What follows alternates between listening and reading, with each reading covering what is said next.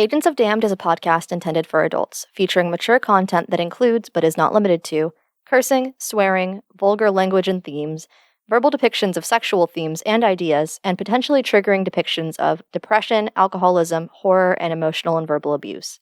Listener discretion is advised.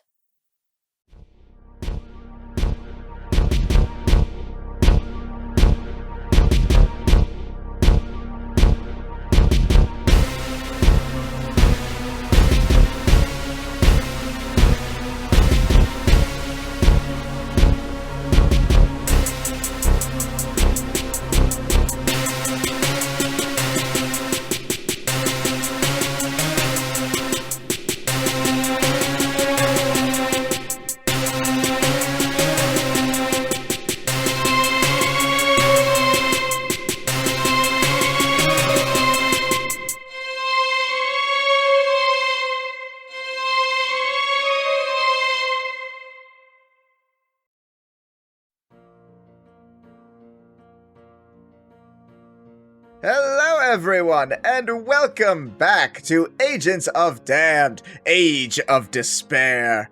I am your sometimes benevolent, often malevolent dungeon master fuck!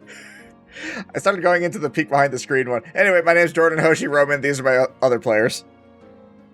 Hi guys, I'm Katie, and I play Faith. Hey everyone, I'm Christina, and I play Wintera. And hi guys, I'm Drew McLean, and hey, you ever had a character like maybe a champion level Digimon or above, or maybe a Bandicoot with some attitude who kind of talks but not really, but you really need to make sure their dick's not out? I play the good Dr. Arlo Aegon, sponsored by Jorts. Oh, see, I told you it was an important conversation. You can't interrupt our pre-recording ramblings, because then we get shit like this. See, I was going to say something about mimosas this time, but then we got interrupted talking about jorts, so now it had We started talking about Digimon jorts, and honestly, that was the logical course of action to take. Thank you, Drew. Yep. All right, so you want to hit us with that recap? No, I want to talk about jorts. No. Fine. Last time, the agents dealt with some of their personal demons. Saith and Varys spoke on her abandonment issues and how her lashing out had caused Varys to feel distant. Wintera told Bookworm of how she'd fallen at the hands of a Nightwalker, and Arlo was educating Ryan on the importance of military morale and how Taco Tuesday was the most effective means of doing so. Afterwards, Arlo went over to Nisa and Morgren to ask them to customize his new Dragoon Lance to make it a little more versatile. Meanwhile, Saith and Barden talked about where they were in their relationship. At the same time, Wintera and Bookworm went on a small date to awkwardly discuss the concept of marriage, causing Bookworm to faint. After all of this was done, the agents met up with the rest of Damned to discuss how to break back into base. Yarvum had been out searching for Narif, but even upon his inevitable search succeeding, Odart had messed with the gem to make direct teleportation impossible. However, it was then that a pair of unlikely allies, Greta the Diviner and the Keeper, Clover, appeared. Greta had the ability to sense Odart's presence, making it possible to get more of a read on where in the astral plane the base was. From there, Clover could use her powers to open a portal to that point, allowing everyone to charge in. In her final words, Ryan told everyone to prepare for the battle ahead, to take care of any unfinished business they had. Make sure you have no regrets, for this battle may be our last. And that is where we resume our tale.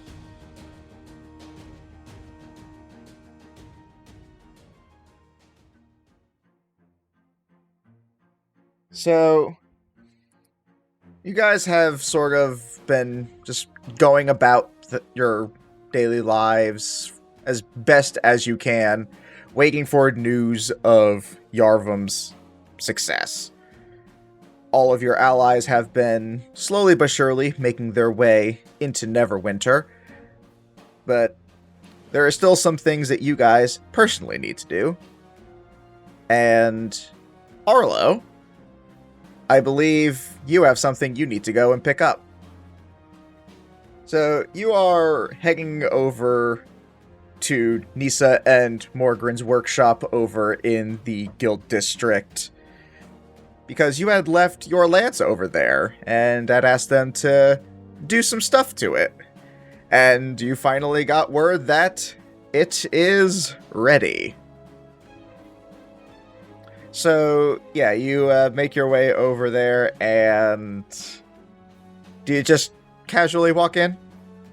Is this like one of those like cloth door covering type situations, or like It's is a it like door. a full door, like full door? That's a real-ass door. All right, so it's a real ass regular door. Uh-huh. The door like swings open with a lot of force, and like Arlo just kind of like rushes in. He's like, "All right, how's it going?" Roll a dex save. That's gonna be a 10 plus 1, 11. You get hit with a cannonball, and you once again hear Morgren shout, "It works! Oh, wait, shit!"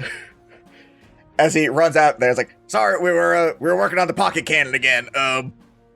You good?" I'm gonna hit you in your pocket cannon. I mean, it's made of cast iron steel. That might hurt your hands. That was a penis joke. Oh, ha, that was nice. And he like reaches his hand down to like pick you up. I take the hit. Yeah, he lifts you up, gives you a little once over with some healing magic just to scuff out any mark you may have on that. It's like, so what brings you over?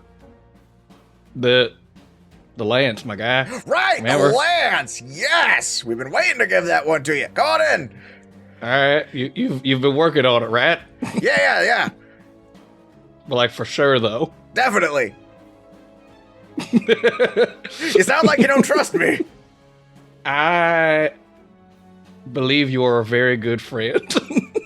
All I need to hear. And he like grabs you by the hand and like drags you in. Like Arlo, like I think Arlo left the lance with like Nisa, and then like about like an hour after leaving the lance with Nisa, remembered that Morgren is also a part of that, and he's like, "Oh shit! Please don't let him touch my lance."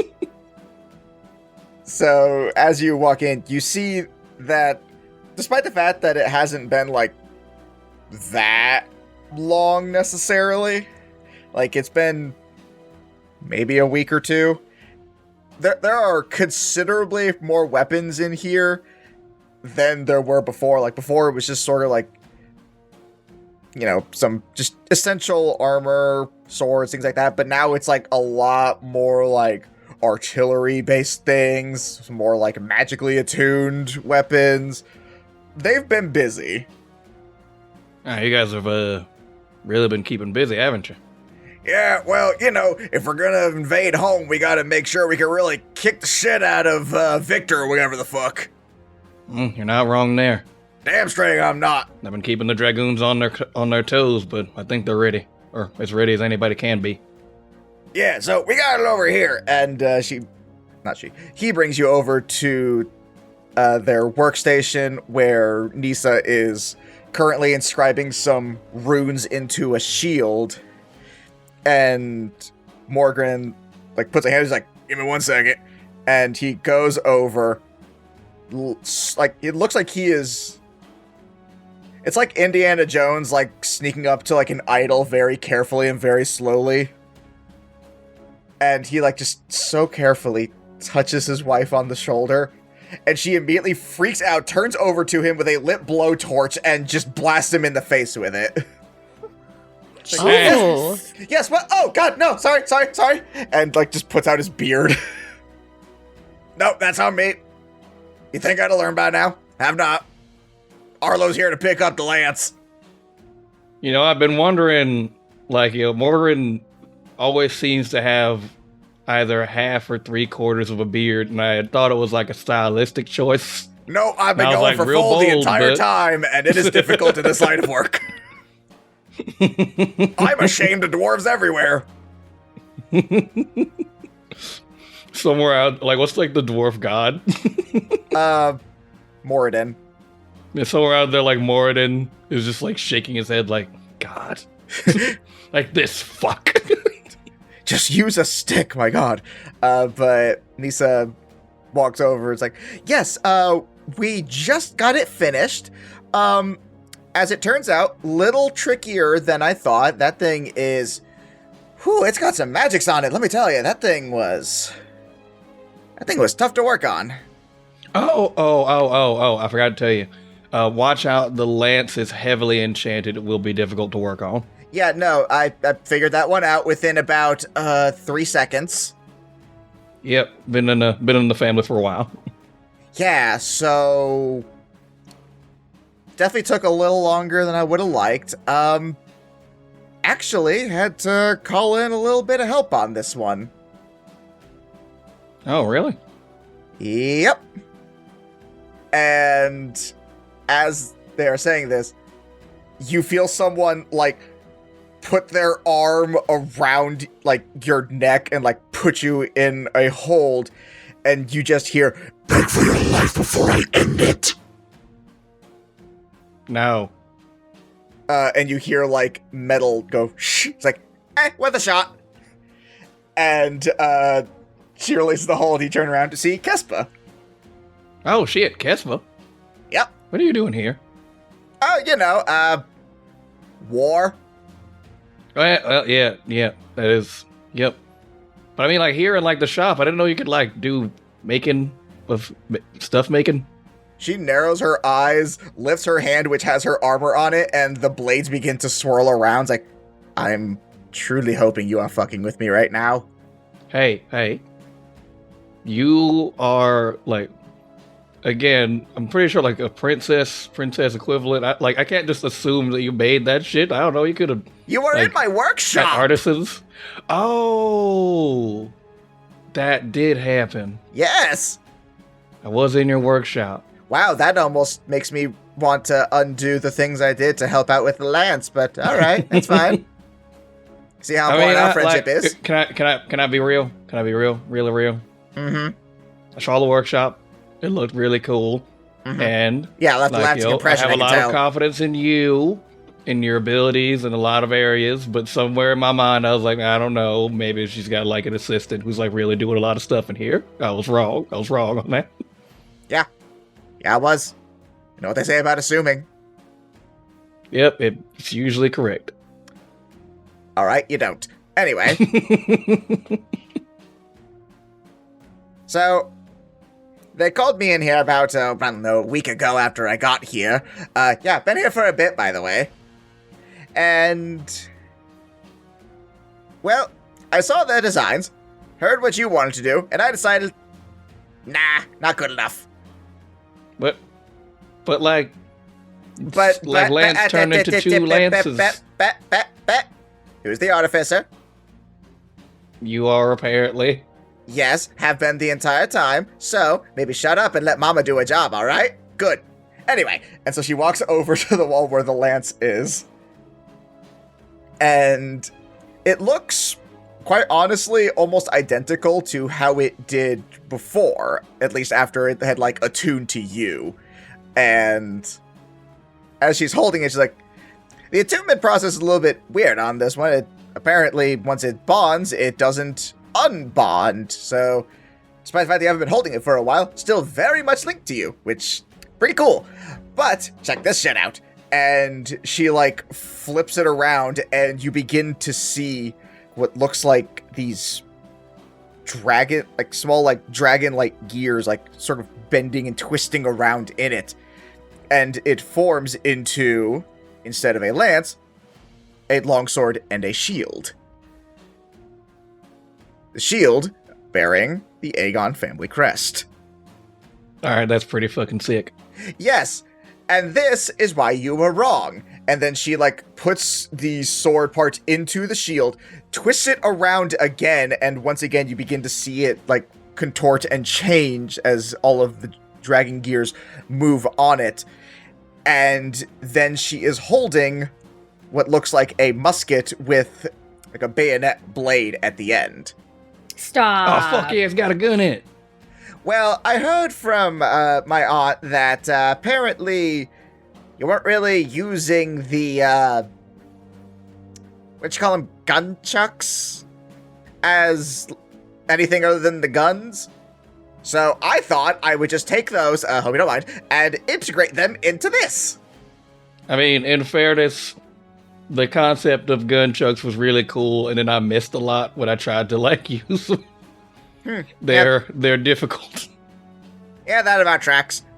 But now you don't have to worry about that, because now you have a lance, a sword, and a shield, and a rifle, which also, and here's the kicker on this one, and why you need to let artificers do their fucking thing, comes with a few special shots. I'll say, like, Arlo is like, yo, like, picked up, like, the lance, and is like, yo. He's like, well, hold on, let me, like, gotta test it out real quick. And he just, like, keeps switching in between forms and switching, going, like, yeah, yeah, hell yeah. Kespa continues on to say, there are 5 specifically, each one based on one of the different dragon lineages. So you have a fire shot, which will, it'll ignite wherever it hits, and if they don't do something about it, they'll just keep on burning. There's an electric shot, which will slow them down. There's a cold shot, which will kind of like, it'll make it harder for them to like move around and stuff. This was my personal favorite. An acid shot that will erode any metals on them. And finally, poison shot, which will, Make them real slippery and fall over. No, I didn't put a grease shot in. I put ooh, hold on. And she like writes something down real quick. Pulls out like a notepad and just writes something down. Upgrades for later. Anyway. Yeah, no, it just poisons them. Oh, the poison shot poisons. That makes more sense than what I said. Yeah, a little bit, but... Well, Kespa, I don't know what to say. This thing absolutely fucks. Yeah, I know. I guess, like, thank you for working so hard on this. Also, thank you, Nisa. Yep, no problem. And Morgrim, Yeah, you're a good friend. you always know just what to say, man. He does lean over to Nisa, like you didn't let him touch it, though, right? No more than necessary. All right, cool. Just like... He does have Cool. steady hands, so it does help sometimes, but... I know, like, he's got a skill set, just like when Terra's sword, her sword of warning, is, like, not good. I mean... Look, I'll be real, he just got to that one before I did. I was working on another project. I was working on, like, some of your other weapons, and then he got to that. And when I went to do the recording, it said it was already full, so there wasn't much I could do about it at that point. Otherwise, I'd have to read on the weapon, and then you guys got back, so I couldn't really. It just kind of stuck with it. I'm just saying, I was like, he's a real good blacksmith, and then like anything outside of that. I mean, it does technically still work, so can't knock that. Does it though? Does it though? I mean, have you guys ever been like snuck up onto a detriment? Yes, many times. I have never once forced a surprise round on you guys. You hush your fucking mouth. I've honored that weapon. Do not even. Do you know the number of times I wanted to surprise round you fucks? I stuck by my guns on that. Stranger danger, stranger danger. Stranger danger works, and I will hear nothing but. Yeah. With that, you now have your shiny new lance. Well, hell yeah, this lance is awesome. Kespa, you're gonna be like just generally around town? I mean, until we break into your base and save the world, yeah. Alright, cool. Just like, just gonna be hanging out? She narrows her eyes. Why?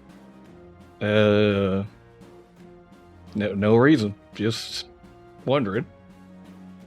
Well, I gotta have stuff to do. Why? Gotta go. Yep, just gotta. Bye. All right, later. Bye. I got actually. Paula's got a daycare appointment. It's really important. I'm actually late, so I got a motor. Say bye, Paula. Say bye to Kespa. So Polly pops out of her hat, looks at you, looks over at Kespa, and it just goes, Catchy! Nope, none of that. Back into the hat. I'm sorry, what? Back into the hat. Bye. You just shove Polly in your hat and run.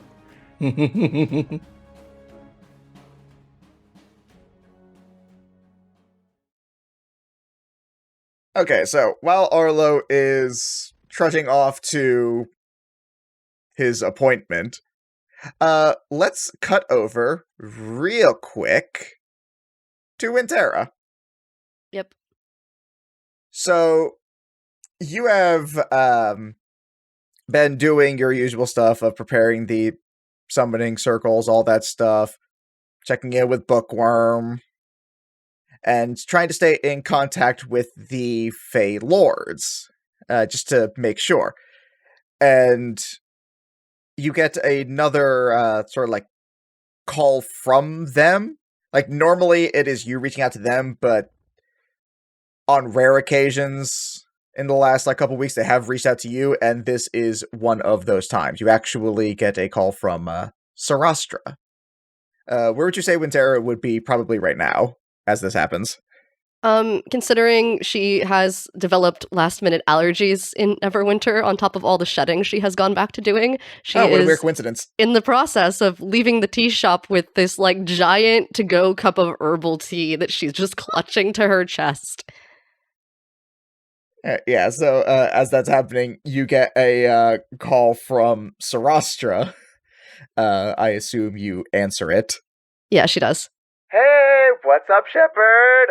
Wintera, sorry, still working on it. I know. We're cool like that, so you want us to be cool like that. Got it. Hi, Sarastra. Hey, so, we finished all of our preparations on our end, and we're actually getting about ready to head over. Does that sound good? Like, y'all ready for us?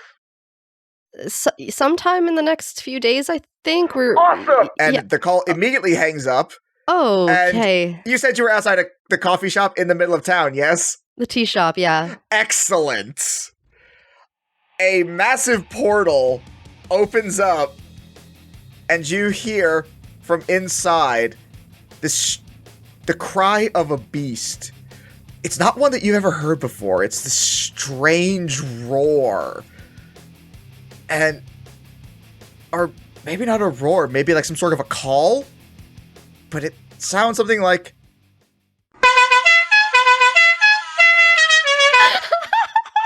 It's a car!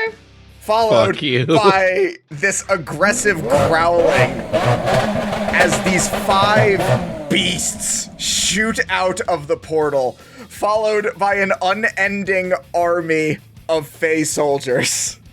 Okay, then. Wintera has backed herself up against the door, is holding this giant cup of tea, is like, what the fuck do I do? And just like is watching all of this happen. Like, her head is darting from each thing. Just...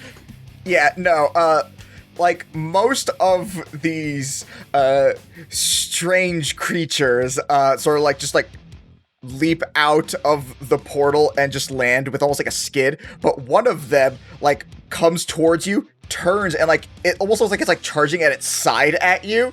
One might call it drifting.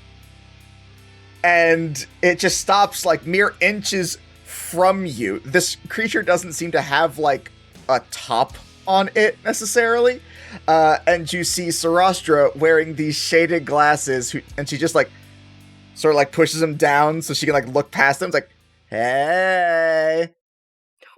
Get in, loser. We're invading the turtle. Hi, Sarastra. What kind of creatures are these? I've never seen them before. This, my friend, is a car. Oh, this is the thing that you guys were trying to explain.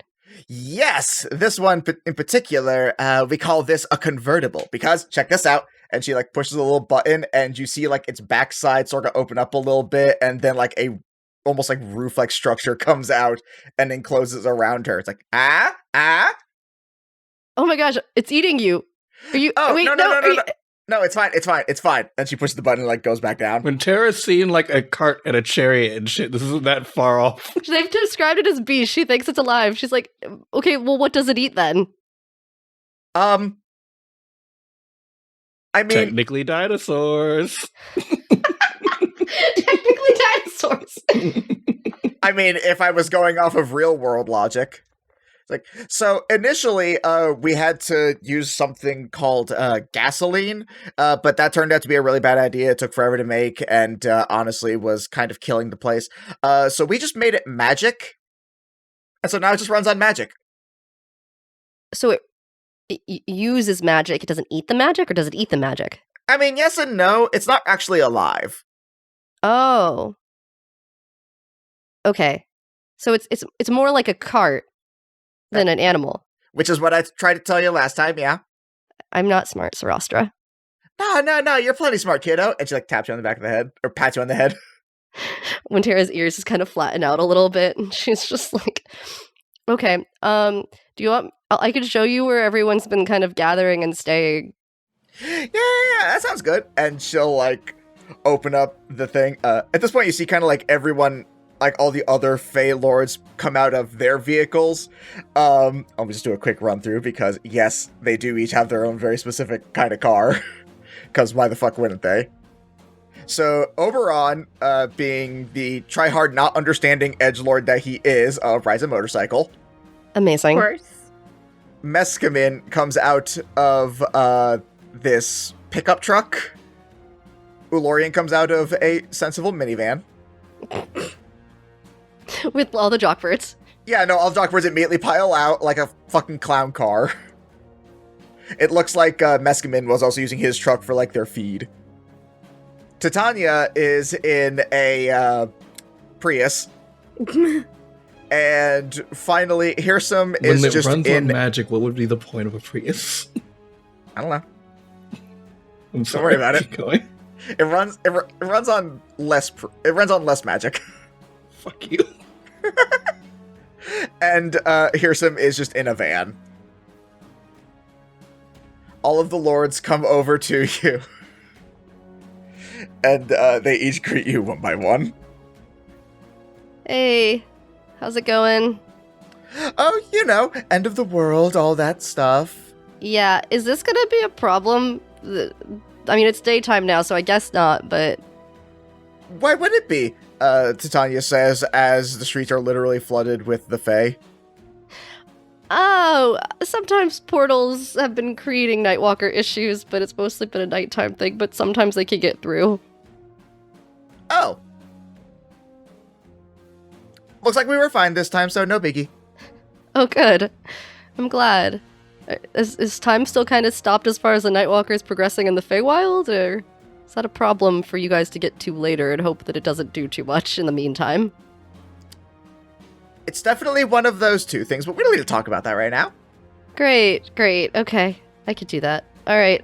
I'm gonna start walking, showing you guys where you're gonna go. There's a lot of Fae here. I'm gonna call someone. Hold on. She takes out her speaking stone and she's like, fuck. I'm gonna call Arlo first. She dials Arlo's number. You got Arlo. Arlo, the Fae are here. Arlo, you can 100% see that the Fae are here. The Fae are here. Arlo, like, looks out of, like, the window. He's like, Oh, yeah, so that's what that was. I kind of figured either that or, like, you know, shit got real in a very bad way. But, like, I guess, like, all right, I guess that, honestly, this tracks. I'm on my way. Like, where are you in this? There's a lot of Fae. You know the tea shop that I was telling you about? I'm in the alleyway by the tea shop. Oh, you mean T posed to establish dominance? That tea shop? No, the other one that I like, A Spot of Time. The tea posed to establish dominance doesn't know how to make tea, Arlo. We've gone over this. Look, I like their tea. It's got a lot of caffeine in it. It doesn't have actual tea in it, Arlo. I don't even know why they call it a tea shop. We're gonna agree to disagree, even though I feel like I'm really right on this one. Tea is supposed to give you a bunch of energy to fight things. Arlo, I'm hanging up now because I've got to call other people. Goodbye. Click. Please tell me A Spot of Time is spelled Thyme. It is. Okay. And then Wintera is like, all right, I gotta call Saith too. And she calls Saith.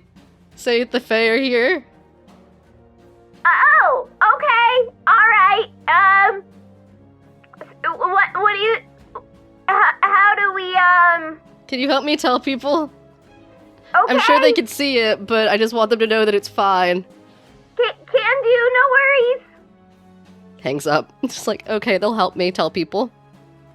So where are you taking us then? There's been, like, different, like, I guess, refugee camps and stuff, right? Like, that have been set up. So I guess Winterra's thought tons. would be to head towards, like, one of the more spacious ones, which is probably, honestly, like, near where everyone's been staying from Silvery Moon. Yeah, probably. So she's just gonna start making her way towards the Silvery Moon encampments with the Fae.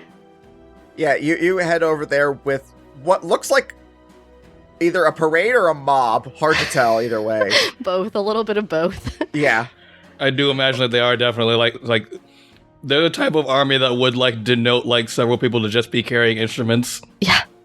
Like those old like Revolutionary War pictures, like they're marching but they're still like da da da da da da da da. There's satyrs playing pan flutes. There's blink dogs occasionally popping in different places. There's displacer beasts that have like little ribbons on their tails. Yeah, no, it's a whole thing. And you make your way over there. And while you are over there, and everyone kind of like gets settled, Tanya actually like taps you on the shoulder, like, Shepard, if we might have a word, just us real quick. And she motions to like you, her, and Hearsome. Oh, okay, yeah, is something wrong? No, nothing wrong. Just a little privacy might be good. Oh, okay. Yeah, did you guys like want to go inside like a building or? No, outside's fine. Okay. You step literally like 3 steps over, Yeah. and they are content. So, we were just wondering, because of course we get updates on these things from the other lords, how are your powers developing? Oh, I guess fine. There's not all of them have shown up, I guess, but you know, Oh they've damn, that's what we been- were afraid of. yeah, but they've been progressing. You know, Sarastras was really cool. That was really helpful. I like the frosty animals; those are neat. But no, I haven't quite figured out all of them or gotten to unlock all of them, I guess. So then it can be assumed that the ones you are missing are ours. Yes? Yeah. She takes a really long sip of her tea. There's a long, awkward silence as you sip your tea.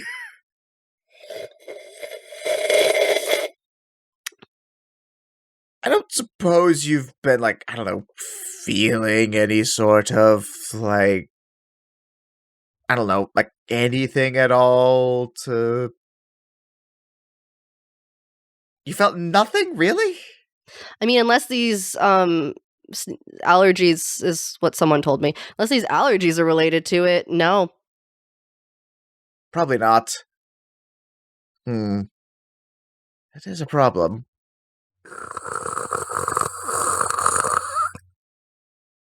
So, like, after you finish that sip, Titania and Hearsome actually, like, turn away from you. Like, they waited patiently for you to finish, but then they turn away to, like, have, like, a quick discourse between them. Roll me a perception check. Oh boy. 18. Yeah, you're able to kind of overhear a little bit of what they're saying. Mostly Hearsome. He is not a quiet whisperer. And you're like, do you think we need to do that? I don't see what other choice that we have. I don't know. It might be... You know how she is about dying. She has a bit of a complex about that. Well, what other choice do we have? Well, when you're right, you're right. And they both turn around, just, like, smiling, like, concerningly big smiles at you.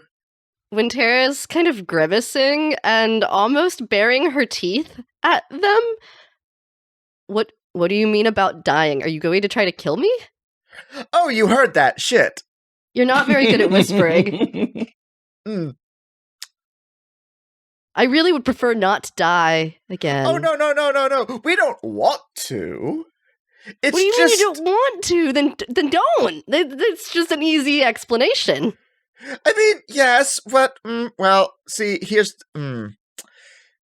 this is so hard to explain to mortals. And to Tanya, that kind of steps forward, it's like, what Hirsum is trying to say is it would benefit everyone, I think we can agree, if you had all of your powers.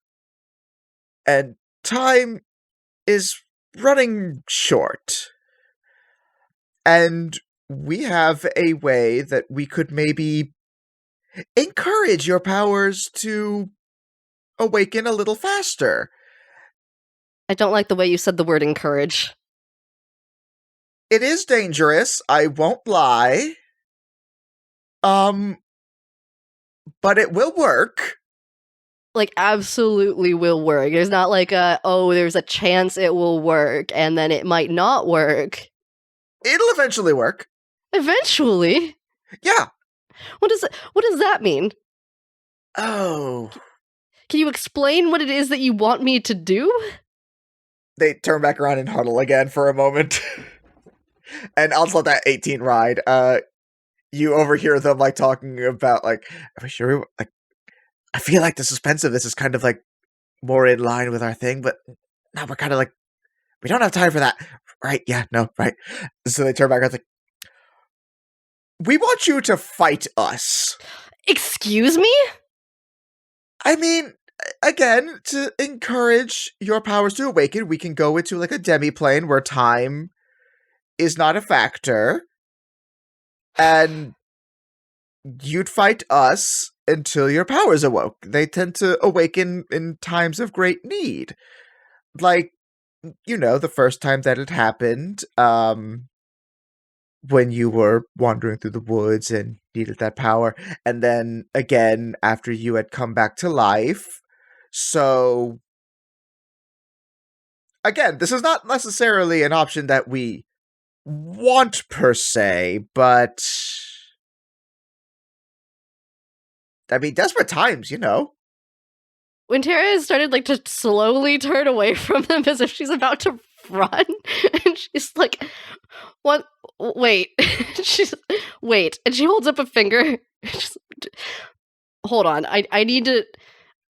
I think I might have already died because there's no way you're telling me you want me to fight you. We are. No, I don't believe you. Why not? Why would we lie? We have been nothing but fully upfront and truthful with you from day one, Shepard. Yeah, you have. Stomps her feet a little bit. Hold on, let me tell the others so they're not worried about where I am. Well, again, time's not an issue with this, so it'll, as far as they know, it'll be instantaneous. Okay, but what happens if I die? It's not really an if per se. It's not an if? Look, I'm not going to lie to you. We're very strong. I know you are. That's why I don't like this idea. We're not fans either. We want to establish mutual trust, and from our understanding, lethal blows tend to discourage that. So we were really hoping you just have figured this out already, but you haven't. So, and again, time's really running out. So we're just, it's kind of all we got. I mean, unless you think you can save the world as you are. When Tara has just started staring at the ground and she's holding this tea, she's just fine. All right. As you look up, you are already in a different dimension. Oh, fuck. And you do not see them. Oh, fuck. You do, however, see a little note on the ground. Yep. What's the note say? It says, "We said fight. What we really meant was a game of tag. Don't let us catch you." Oh, Forrest got. Oh, okay. Mm-hmm. Yeah, it appears that you are in a forest where like you are surrounded by trees, but each of the trees appears to be in a different season. There are some that look like they are fully dead, as though it's the dead of winter, some that are blooming with life, some that have trees where the leaves are brilliant shades of reds and yellows, and then others where you can see little flowers just beginning to blossom. But as of right now, you do not actively sense anything. Fucking. I didn't know you were gonna make me fight the Fey Lords, Hoshi. Yeah, I know, that's why I didn't tell you. She said, I didn't consider. It's not my fault you thought I'd be nice about this. I didn't think you were gonna be nice about it. I just didn't think this was the option. Oh, well, that's on you. Should have thought about it. Okay, don't let us catch you. Uh-huh. Okay, does Wintera have everything on her that she would normally have on her? Yeah. Okay, do you want to go to someone else while I think about this? Okay, Well, I consider my impending multiple deaths. I would like you to jump to someone else so I have a moment to think about this. we'll hop over to Safe then.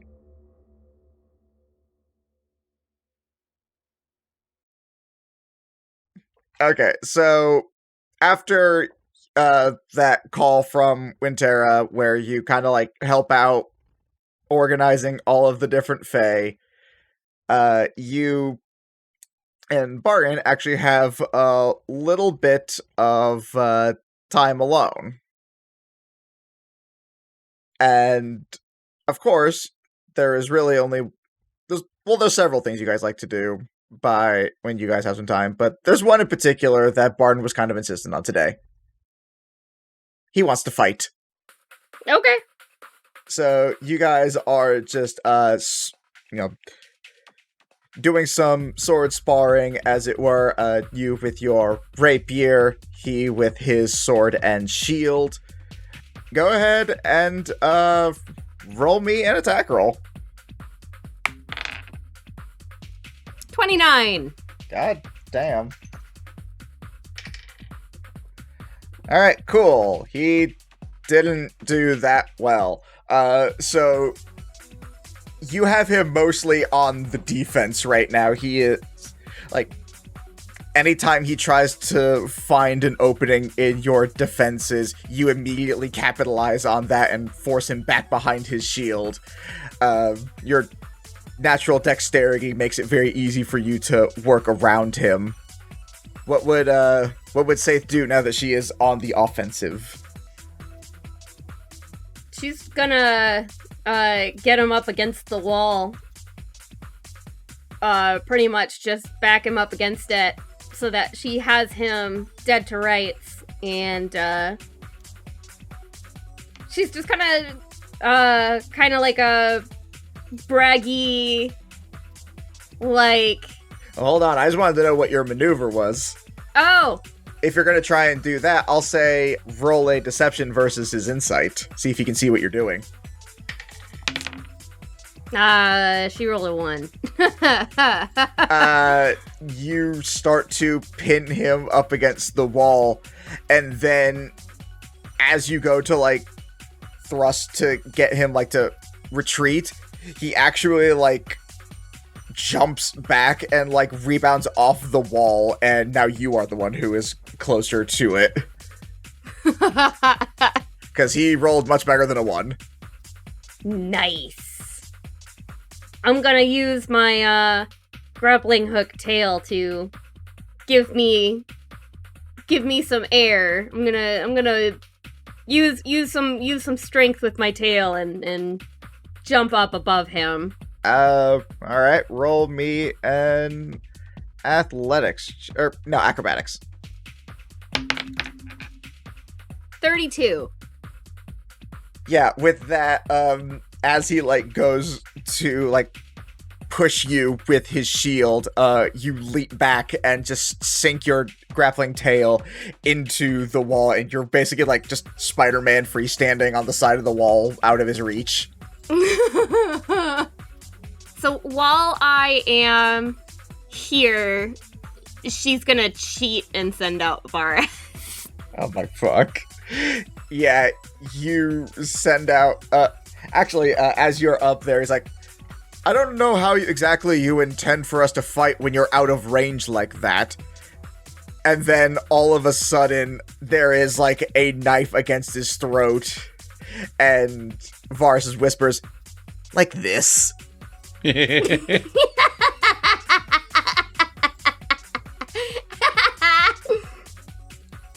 Barnes looks at you, he's like, really? I have to use all of my abilities, and Forest just happens to be an extension of that. Okay. If that's how we're gonna play.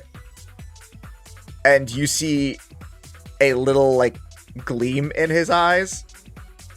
And he is actually going to activate his Genasi power. Oh! And engulf himself in flames, forcing Varus to back off. Spicy boy! And he is actually going to effectively, like, attack with his sword, but, like, fire an arc of fire at you.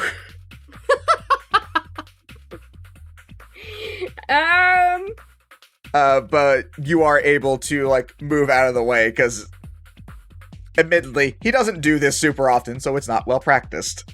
No, that's okay. Poor baby. He tried. He tried. I'm a launch off the wall towards him. Try to do like a grappling tackle. Okay, in which case, give me athletics opposed against his. 16. So you launch off the wall and, like, tackle him, and you guys are, like, rolling on the ground for a bit, and then there is a thud as he has you pinned. He got a 17. Not nice. It's nice to see you on top for once. He immediately, like, de-ignites. He's like, really? Yeah, she's gonna grab him by his collar and pull him down for a kiss. Yeah, so, afterwards he, like, gets up and, like, helps you back onto your feet. Like, still kinda tough getting used to that. You're one of my favorite people to spar with now. It's honestly just, it's fun getting to fight with somebody with a different style than I'm used to. I thought you would be used to fighting guards. I'm sorry, did that come off as judgmental? I didn't mean it to. I'm so sorry. Oh my god, no, stupid! He walks over to a wall, so I was, like, smacking his head against it. Pardon, stop. She's gonna kiss the bruise that he caused on his forehead. I didn't mean it like that, you know, it's... I know you didn't. I want you to roast me. Seriously, I grew up on the streets. There's a lot of shit you can use. Yeah, but that just... I don't know, feels... Low below the belt? It feels strange to want to hurt someone that I care about. It's not hurting me, you're ribbing me. And you're allowed to rib me as long as you don't insult me. Which would be, you know, like calling me dumb or inferring that I can't, like, handle myself or something. But you never do that. It seems like a very fine line to cross of finding ways to make fun of you without making fun of you. We'll get there. You'll get used to it. Right. I'm used to just yelling, mostly for military reasons, but also because of, you know, the anger thing. That's okay. Now you get to learn what other emotions feel like. And that's alright, because I'm learning how to do that too.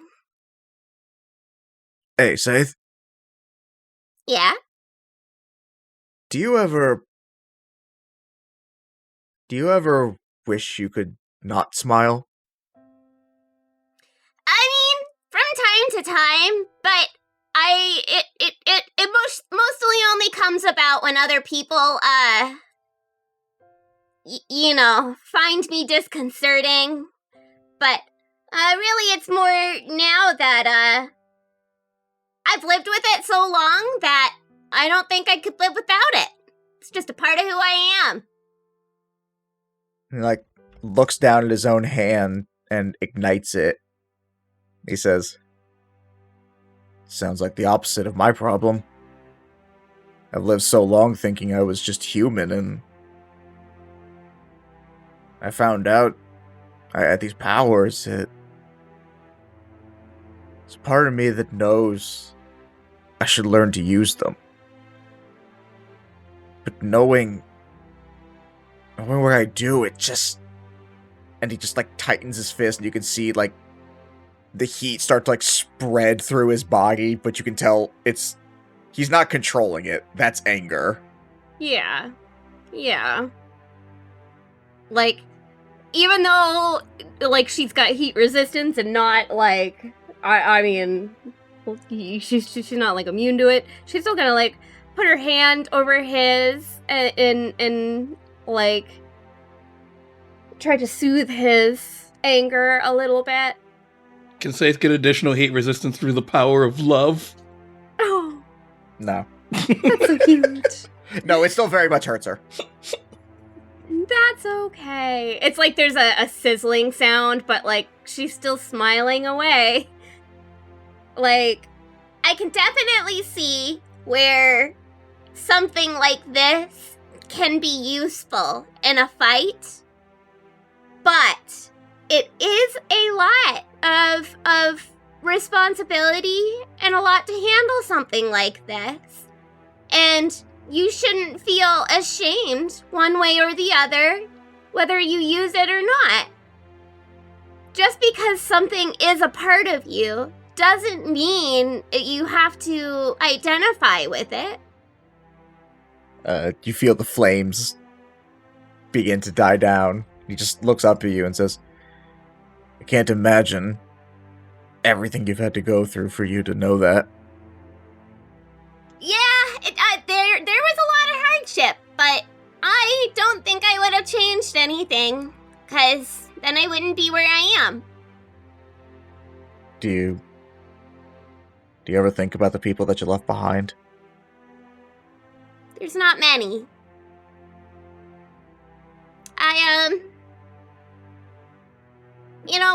When I left the Ethereal Shroud, I was kind of expected to be a child bride, and that was the extent of what I was leaving behind.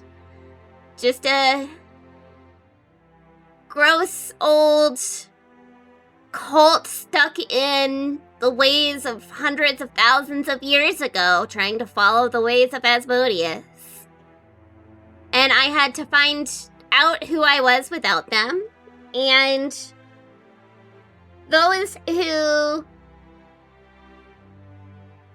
who gave me what I needed to mature and become the person I am today, I know they're probably gone. They're mercenaries and vagrants and vagabonds normally. But the others are still around in some way. Like Bird Boy. And, my team. And then there's you. Finally see a smile begin to crack on his lips, and he says, "Honestly, I sort of envy your ability to not be strained by your past. Oh, I didn't say that. Certainly seems like it. There's a lot of pent-up emotion in there. I just happen to cry instead of blow up. I wish I could do that instead." So sometimes I have to focus really hard to get where I want to be. I had to learn how to be a person again in these last couple of months. And I learned to do that by watching other people. And I think that if someone like me, who literally threatened your life on the very first day that I met you. I haven't forgotten. Mm-hmm. And if somebody like me can go from that to, well, this? Someone a little less terrible, i.e. you, can become somebody even better. Thanks. I'm honestly kind of scared for this fight. Me too, Bar.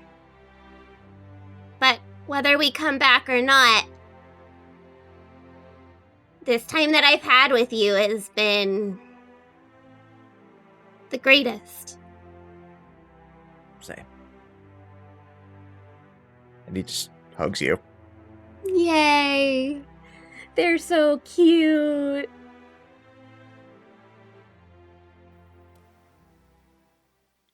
And now, a quick word from our sponsors. Yeah, and so I was I was telling him about the thing, with the... Yeah, it's pretty cool. It's pretty cool.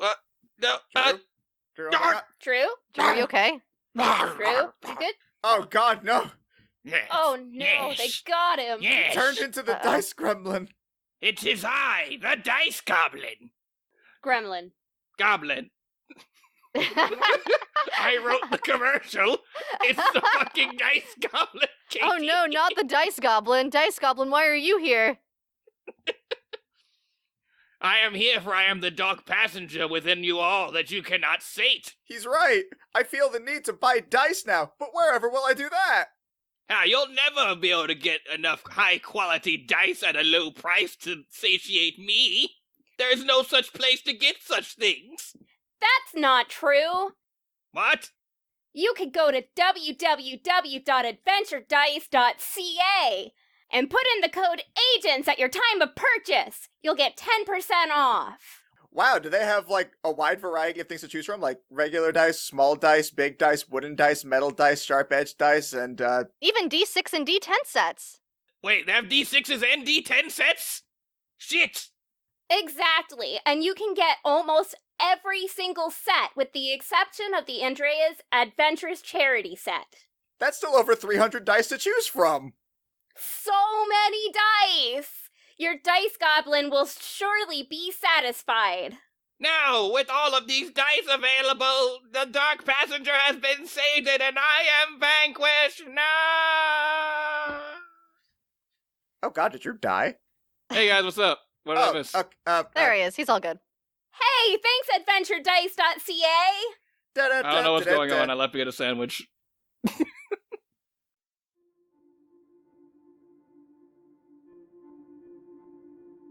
Christina, are you ready to face the music? Yeah, sure. We're as ready as we're Okay. gonna be here. Okay, so dipping back into the alternate dimension. So, are we doing this normal combat style rules as far as initiative, action, economy?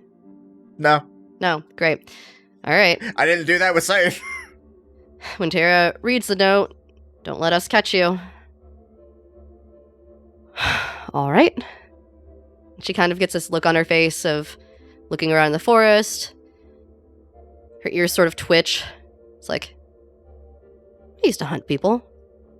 Time to hunt.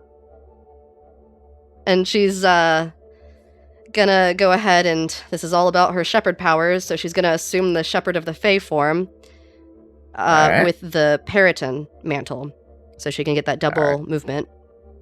Nice.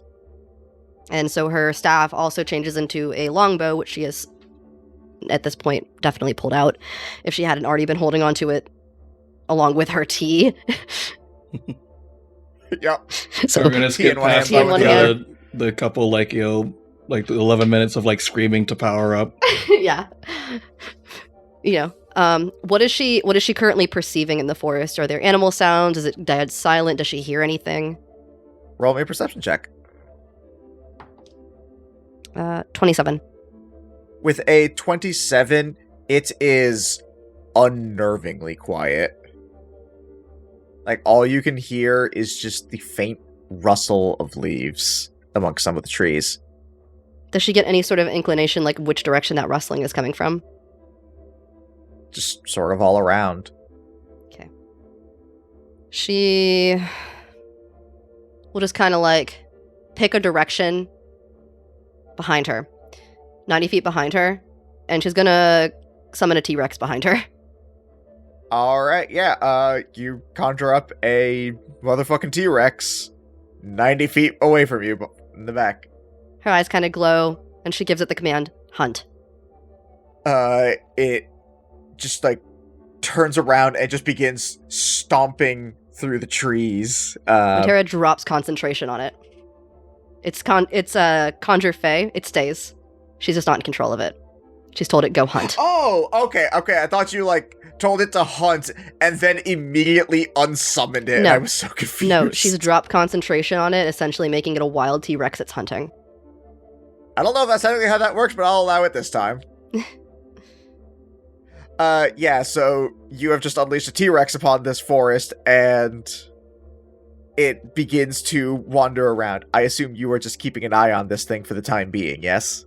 Yeah, for the time being. Alright, so it wanders off, and I would say after maybe moves, we'll say about another 90 feet, you see these thorned vines shoot up from the ground, entangle this thing, and drag it below the canopy. That's unideal. Well, let's go see what the fuck that's about. Alright, you make your way over towards the... Before she, like, fully starts moving, because she has dropped concentration on that, she's cast Pass Without a Trace on herself, so she has a concentration on that first. Naturally. Alright, so roll me a stealth check as you do that.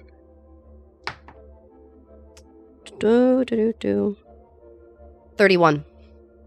Okay, yeah, you are moving, like, dead silent. You, not even the grass beneath your feet is making so much as a sound. As you make your way closer and closer, you hear some sitting atop the body of this T-Rex. Just sort of like looking around, but it looks like he has not been able to spot you. Okay. How far away is she from here, did you say? I'll say you managed to get within 60 feet. Is it like a straight line of sight? Yeah. There's some trees in the way, but for all intents and purposes, you can see them. Okay. She's going to take an arrow and attempt to release an arrow at him from her hiding spot. Alright, go ahead and roll to hit. 30. Yeah, with a 30, the arrow pierces right through his chest. And then you see it burst into leaves. And behind you, you hear, "Found you." And a sharp pain through your back. And you find yourself back where you started. That's not fair, Hearsome. There's another note at your feet. What does this one say? Do better. No. This continues for what feels like an eternity. You trying to catch them using every possible thing that you can think of. But they keep using these powers to avoid and evade. You get better each time, but it just feels like no matter what you do, it doesn't seem to just... You can't quite catch them. Sometimes it's Hearsome, sometimes it's Titania, but every time they get you. And then one of the times, you notice it's not necessarily what Hearsum is doing, how Hearsum is doing it, but you notice how the world around Hearsum reacts to what he does. And the same is true of Titania. And you begin to sort of piece together exactly what it is that they are able to do. And you begin to think to yourself, what if I can do it? Back in the material plane, there is, for all intents and purposes, what everyone around, if they were looking at you two, would have seen, was the three of you talking, a quick flash of light, and then you, in your full shepherd form, atop Hearsum and Titania. They pull themselves up and like, well, that was fun, wasn't it? Yeah, sure. We'll use fun. Fun is a word.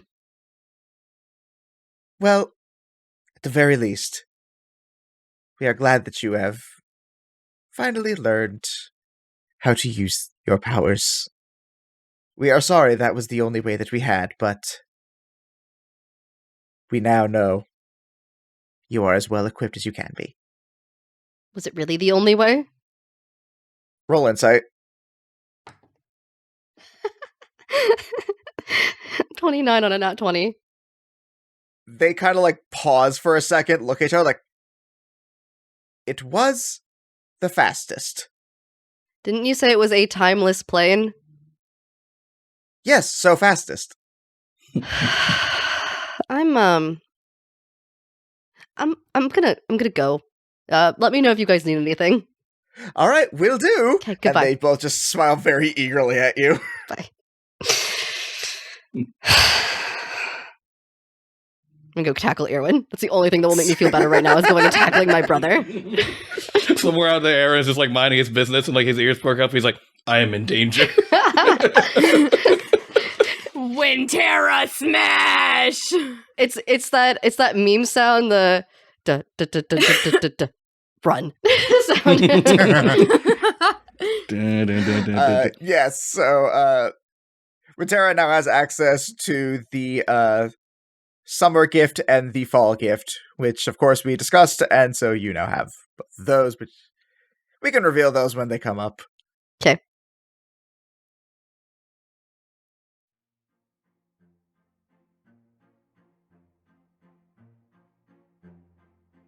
Okay, so we'll pop back over now to Arlo. Arlo, like on his way to his next destination, stopped at T posed to establish dominance, and has like his own giant like cup of tea, but like their to-go cups are shaped like a giant fist. Yeah, it's extremely aggressive. It says like 200% your daily caffeine intake or some shit on it. Yeah, it's mostly caffeine. It's honestly barely even considered tea at this point. I was like sipping. I was like, fine quality tea. And you, as you had told Kespa, know that you have somewhere you need to go and deliver your son to, which you know is available since, well, if Kespa's here, presumably most of your time in Therian reinforcements are as well. Mm-hmm.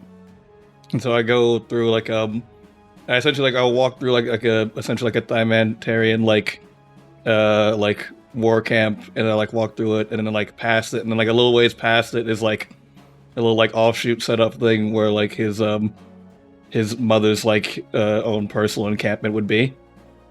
You can see Komodra outside, just like it looks like she's just like sitting down and just sort of like taking in the like, you know, just trying to relax, which maybe you maybe have seen her try and do this a number of times. You can count on your hand with spare fingers. You have not seen this woman try and relax many times at all. She's real bad at it. Oh yeah, no, she's very tense. Ma.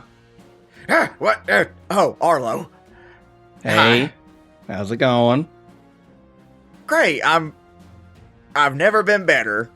Did you reconsider my proposal that it might be better for you to like stay in like a tavern or an inn or somewhere that's not directly outside of the war camp? I did reconsider. I considered it many times, and every time I came to the consensus that no. You're still on the mend. You can't go in for the fight. It doesn't do you any good to sit here right outside of the encampment. Just riling yourself up, for lack of a better term. I'm not riled up. I am very relaxed. Well, I did bring a very special boy who seems to be the only thing that does actually relax you. And it's Polly, and he lifts up his hat, and Polly's not under his hat. Wait. It's very presumptuous of you to think of yourself in that way, but I mean... No, it's supposed to be Polly. How the hell? And like Polly's like, already on her head. Kamodra, like, goes up to, like, scratch her head, hits Polly's like, what? Ow! And, like, just takes him down, puts him in his lap. Polly looks up at Kamodra and goes, "Come on." Remind me, have they met yet? I like, since we had a little like time skip, I would say that like they've had time. Like, I think this is like their like kind of routine where like when Arlo like needs to get stuff done, and like now they have someone, like both that he has someone that he trusts, like he like watch Polly, and also it seems to be good for his mom to have like something / someone to take care of to keep her from going crazy at the fact that she like cannot and should not fight. Yeah, she doesn't take that well, but you do notice that as she sets Polly down, like her shoulders do seem to like relax a little bit. Still very tense, but less so. But yeah, she does seem a lot more calm now that she has Polly in her lap. Arlo looks to his mother and says like, "Hey, would you mind like giving us a moment? I did need to talk to Polly about something kind of like one-on-one before I head on out to the rest of the day." I mean, your son... She looks very confused as she says that, like, she is respecting that that's what you call him, but does not get it. And she will pick him up and hand him over to you. Alright, so like, well, I guess like, get a little distance from Kamodra, and like, Arlo sets Polly down and then like gets down on like one knee to like kind of like address him like a little bit like closer to his face level. And Yeah. it's like, "Hey bud, I know we've been having our, you know, your fun field trips here to Gams. And I know we've also been through a lot, and you've been by my side through a lot of like really dangerous stuff so far, and I know things have always been fine, but I don't know that they'll always be fine. I think we've just been kind of getting lucky. And, well, this next thing's the most dangerous thing of all, and I want you to be safe. And you're also the only one I can trust to keep my old mom safe. You know, she's still recovering from being sick, and you're my most trusted confidant, so you're the only one I can give this mission to. So this is your special solo assignment, your first solo assignment. Do you think you're ready for it? And he like puts his hand up to like his head and tries to salute you, but then like loses his balance and tips over. Arlo is like almost crying right now from like how cute this is and how much she's like this little baby. He's like, so when we go in for the invasion, I need you to stay here with Gam Gam and make sure she stays safe. Can you do that for me? And he like goes up and like nuzzles up to you a little bit, but then like nods and like scampers off and like flies back over to Kamodra. Arlo like kind of like looks at them as like they like you. He scampers over to Kambodja. She picks him up and like they like both like go into like the tent. And he kind of just sighs very heavily and then walks off to go about the rest of his day. Alright.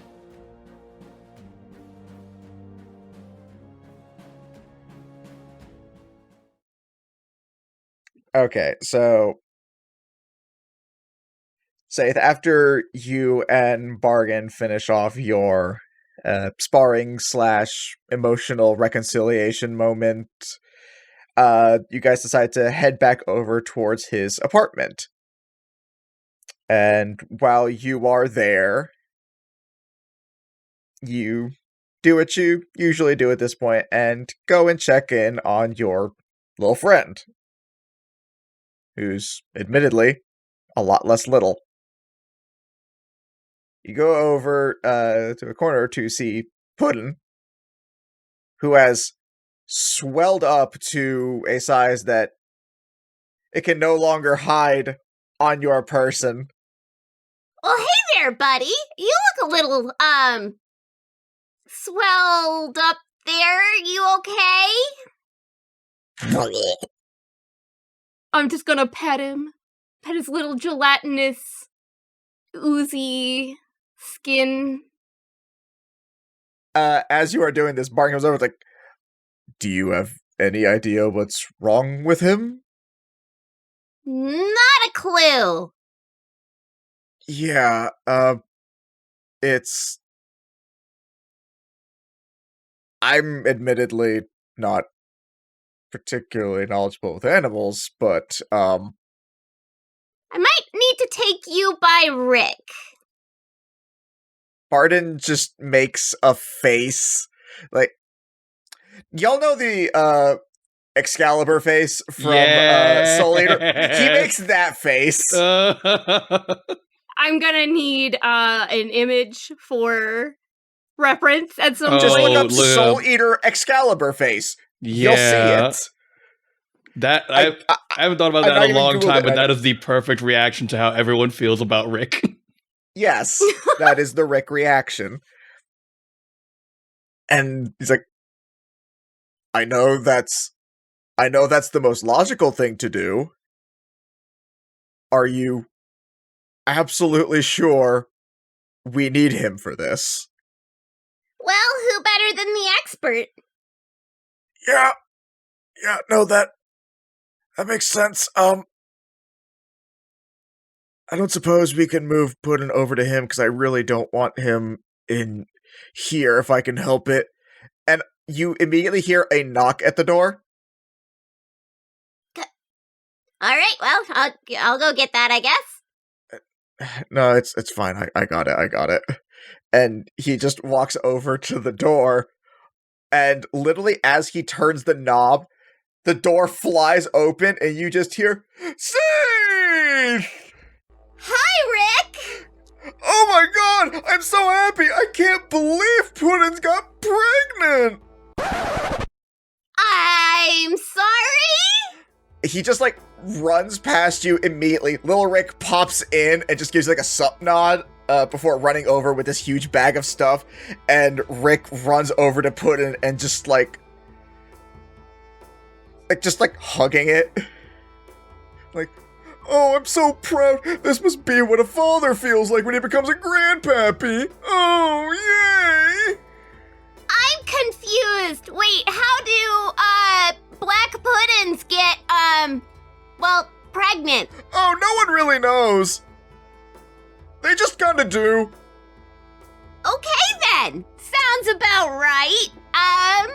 So what do I need to do for him, them, her?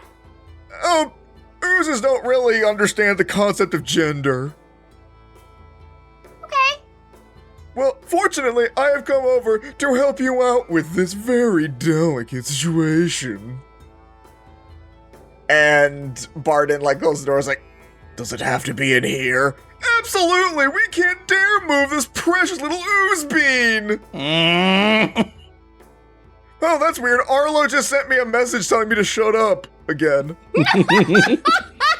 It's just like a text that just is like, hey, I know I'm not within earshot, but like something tells me that you're speaking, and I just wanted to remind you that you shouldn't do that. I imagine you just go over to Alar and say, I need to send another angry message to Rick. And he does message or something. I sense Rick. I sense him, and I need to unsense him.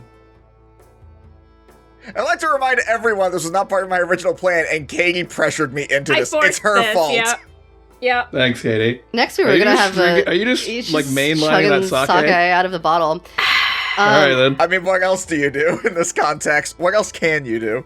Wintera was legitimately gonna go hunt Erwin down. I hope you guys know. Like, we were gonna have Wintera doing that, or... Yeah, no, we're doing this now. We're doing this. Okay, so...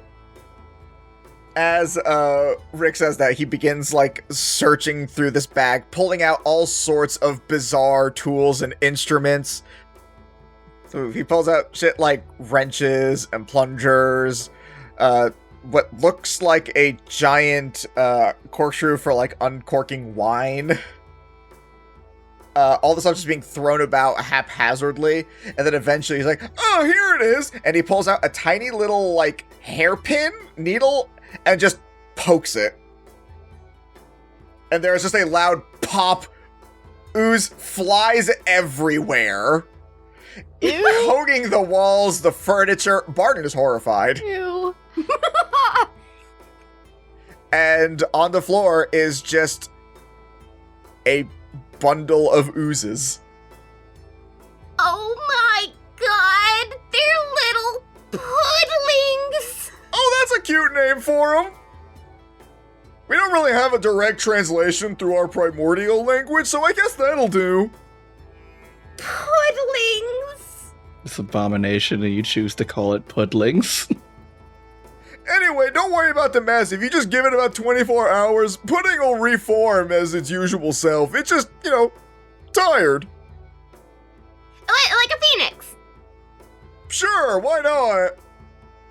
Barton just, chimes in, will this stain? Absolutely! Leave. I'll help paint the walls. Yes, you will. Rick, leave now. Okay! And he and little Rick, clean up their mess and then dip. I'm imagining Little Rick, as they're leaving out the door, does, the Sokka, water tribe thing. Actually, hold on. Sokka, water Just tribe. corporeal oozes. Corporeal oozes. Yeah, he fully does that, and then Barton just looks around, furious. Okay, in my defense, I was not aware that oozes could get pregnant. Yeah, no, I realize. I'm not mad at you. I'm not mad at you. I'm not mad at you. He keeps repeating this several times. He's so angry. He big angry. Well, so I think I'm just gonna take these little pudlings here, and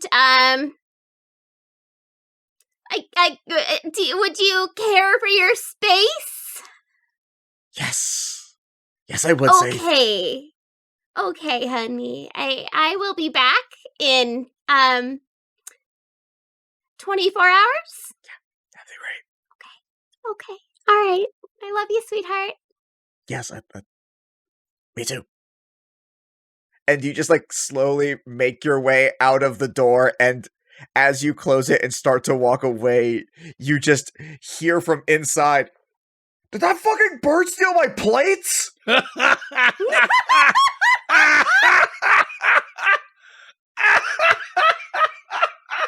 little pudlings, I put myself in a little bit of trouble there, didn't I?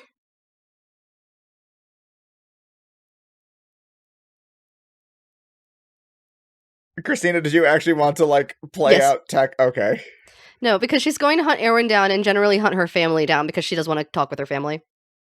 Okay. Alright, so you make your well, actually, don't let me tell you this. You know where Erwin is.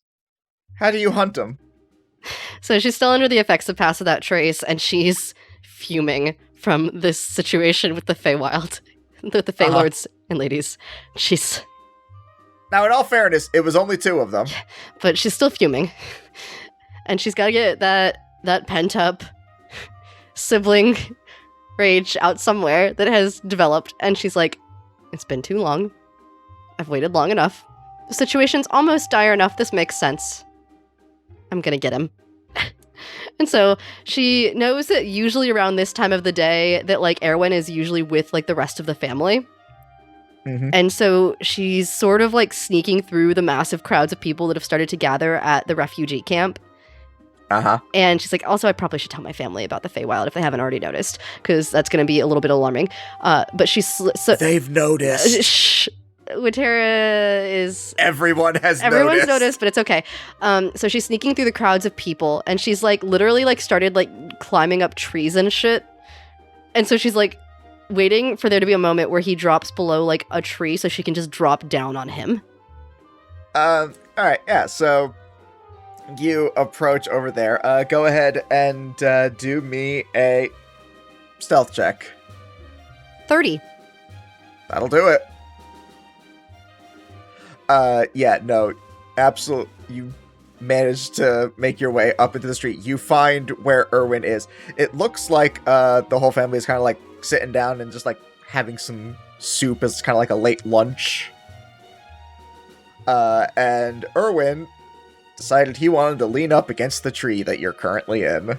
She quite literally like does like a like stealth, like, you know, the shadow from a tree like anime moment where it just like literally drops from a tree branch.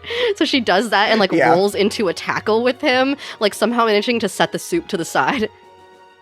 Don't want to waste good soup. Roll me a sleight of hand to see if you can do that. Sure fucking can. Dirty 20. Yeah, I'll let that slide. Why not? Don't want to waste good soup. Drop down on him. Like, grab the soup as he's about to drop it, place it on the ground mid-tumble, and then just tumble a little bit before you end up on top of him, pinning him down face first. Gotcha. Let's hear. Hi, Winter. Hi, Erwin. And then you yourself get tackled, though you don't really move that much because, well, Oliver's not that big. Hi, Oliver. Baby! Hi, Tara. Have you been eating your soup? Uh-huh. Have you? Yeah. Is he lying? You don't know. Okay. It seems convincing. Remember, soup makes you better at hiding. Erwin's not eating enough soup, that's why he's bad at not getting tackled. I wasn't hiding. Has nothing to do with it. Gotta be better about not getting tackled. Do better. You fucking dad. Tell me to do better. I know how to do better. Get off! And he, like, pushes you off, basically, like, gets up. She sort of pins him back down for a second before she does get back off. As you try, he shifts to, like, push you back off. She's already been shifted because of the shepherd form, so she just, like, kind of, like, shoves him back down and just, like, lets go. Just don't tell me what to do. Goes over, it's like grumbles, de-shifts, grabs his soup, and sits back down. Remember how he has bigger teeth? It's probably because he didn't eat enough soup. He just, like, deep inhale, eyes wide. And just, like, starts, like, quietly, like, just eating his soup. Is the rest of the family there? Yeah, no, they're all there. They're all at soup. They're all at soup. Yes, they're All of them. They are all there at soup. What is Autolo's face when Wintera shows up in shepherd form? When she sees you there, it's like she's just like a slight just sighs. It's very quiet and slight, but Does Wintera's mom pick up on that? no. Interesting. Okay. She would have, as far as you know, no real reason to have picked up on that. Not sure if it was like mom sense. The mom sense is strong with her mother. I don't know if mom sense goes up towards your own mom. I mean, true. Mom sense tends to work in the opposite direction. Yeah. But your mom does look over to you and is like, nice of you to drop in, I guess. Come, sit down. We have plenty more. Tara at that point probably unshifts from shepherd form since it just kind of wears off, and she's like, oh my gosh, yes, because I have developed what I've learned are allergies, and this is awful. I would love soup, please. You hear Erwin say, probably wouldn't have gone allergies if you've been coming and eating soup. She flips him off behind her back so Oliver can't see her. But Tara, why's your hand behind your back? Just itching my back. Oh, do you want me to scratch it? Sure. Sweet baby.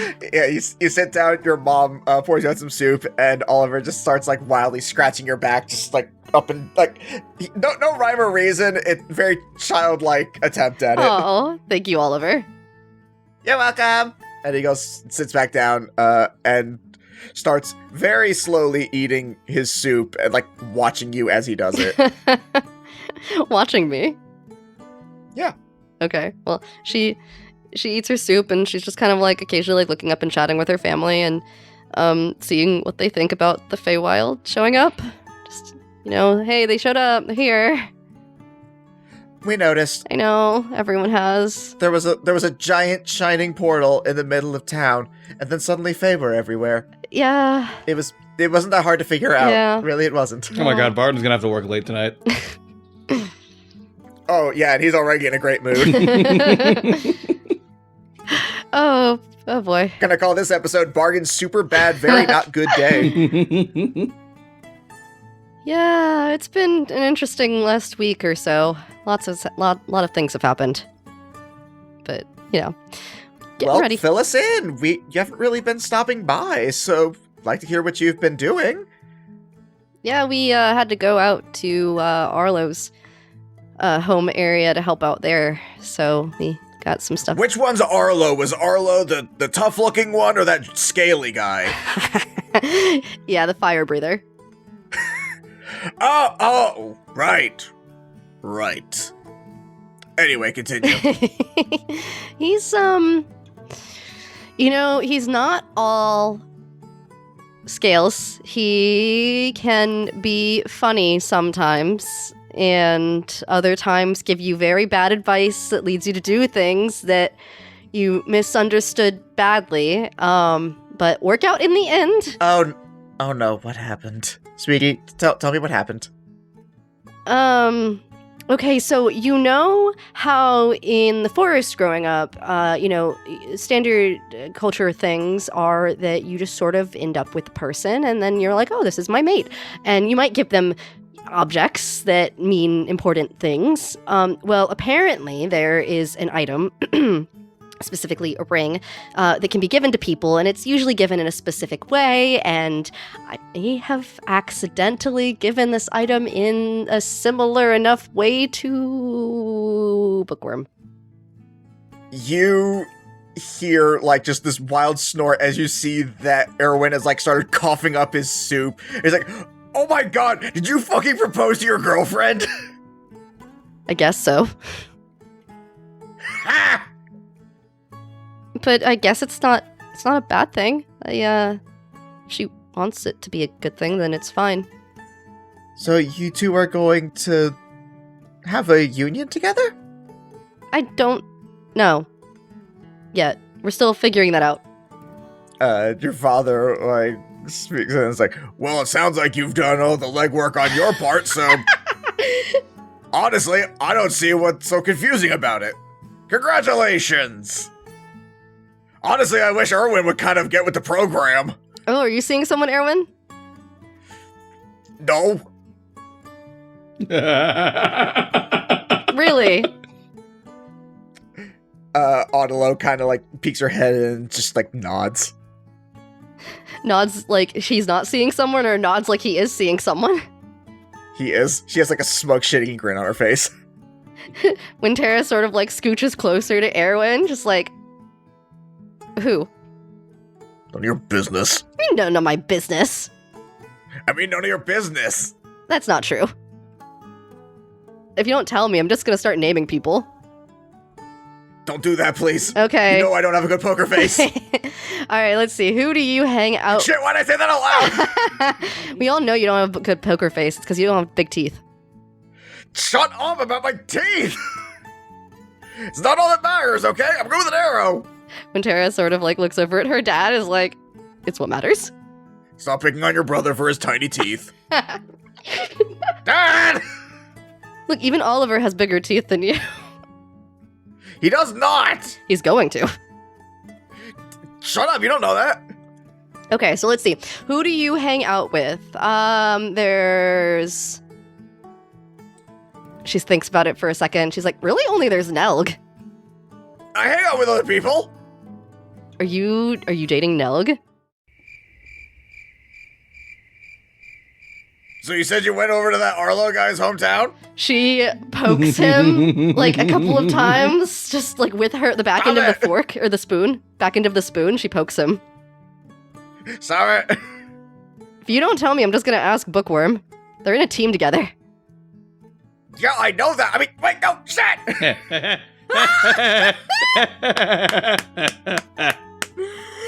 Yay! Okay, fine! No. Aww. That's cute. Why are you embarrassed about dating Nelg? I'm embarrassed. Just, I don't know. I mean, you guys are like officially dating, right? Sure. Have you talked about it? Not just like assumed? I don't want to hear that coming from you. I mean, we eventually talked about it. It just took a while because eventually, and I'll get around to it eventually, okay? Anyway, but we did talk about it. Yeah, okay, good for you. We're all very happy. And he just like goes back to like eating his soup much faster now. Tara sort of slowly drinks some of the broth from her soup. She's like, so anyway, yeah, there's been like a lot going on. You know, we've been getting ready for everything. You guys, it's gonna be... Tara's sort of like dancing around the word dangerous. They just want us to make sure that we're all ready to go before we do. And I wanted to make sure I had a chance to sit down with everyone before we sort of leave for everything. Your father comes over to you and just says, "Don't worry. We all know that this is going to be difficult, but afterwards, we'll all be able to have moments like this again. I know we will. We get through everything. This will be no different." Yeah, we did get through everything. She's looking down at her soup, and she's trying not to make eye contact at this point with her mother. At this point, Oliver actually comes over to you and sort of bounces against like he basically just wraps his arms around you from the side, sort of light tackling. He's like, "It's okay. I mean, even I came back to life, so nothing could stop us." She was in the middle of drinking some of her soup as she was looking down into it and kind of spit some of the soup out. Yeah, you sure did, buddy. Tara, thanks for a second. Adds really quickly while she's continuing to keep her face in the soup. Something we have in common. Wait, what? She just kind of stares down at the bowl of her soup, wishing there was more soup for her to preoccupy herself with. At this point, everyone is just looking at you. Tara, what do you mean by that?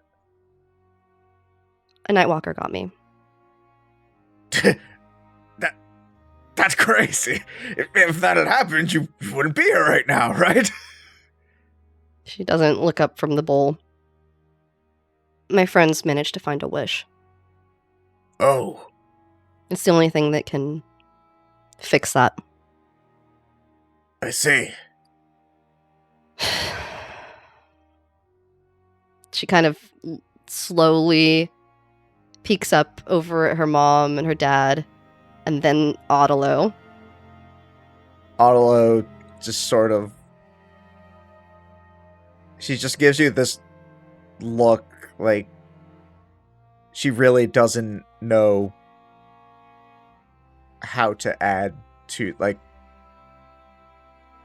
since she's the only one, as you can now very clearly tell, that knew about this. Like, she didn't tell them.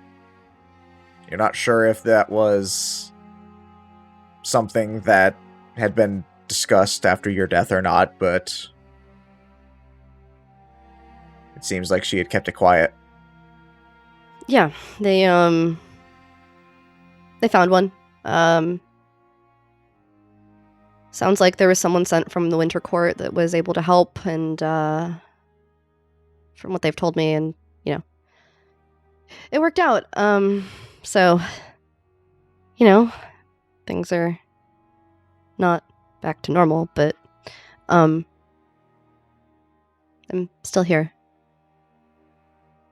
Everyone just kind of stares at you in this state of shock and disbelief. And then the one that breaks the silence is Oliver. As he just says, "Tara, I know it's scary, but we both came back, and now we're here again." Yeah. And I think that's what counts. Yeah, I think so too.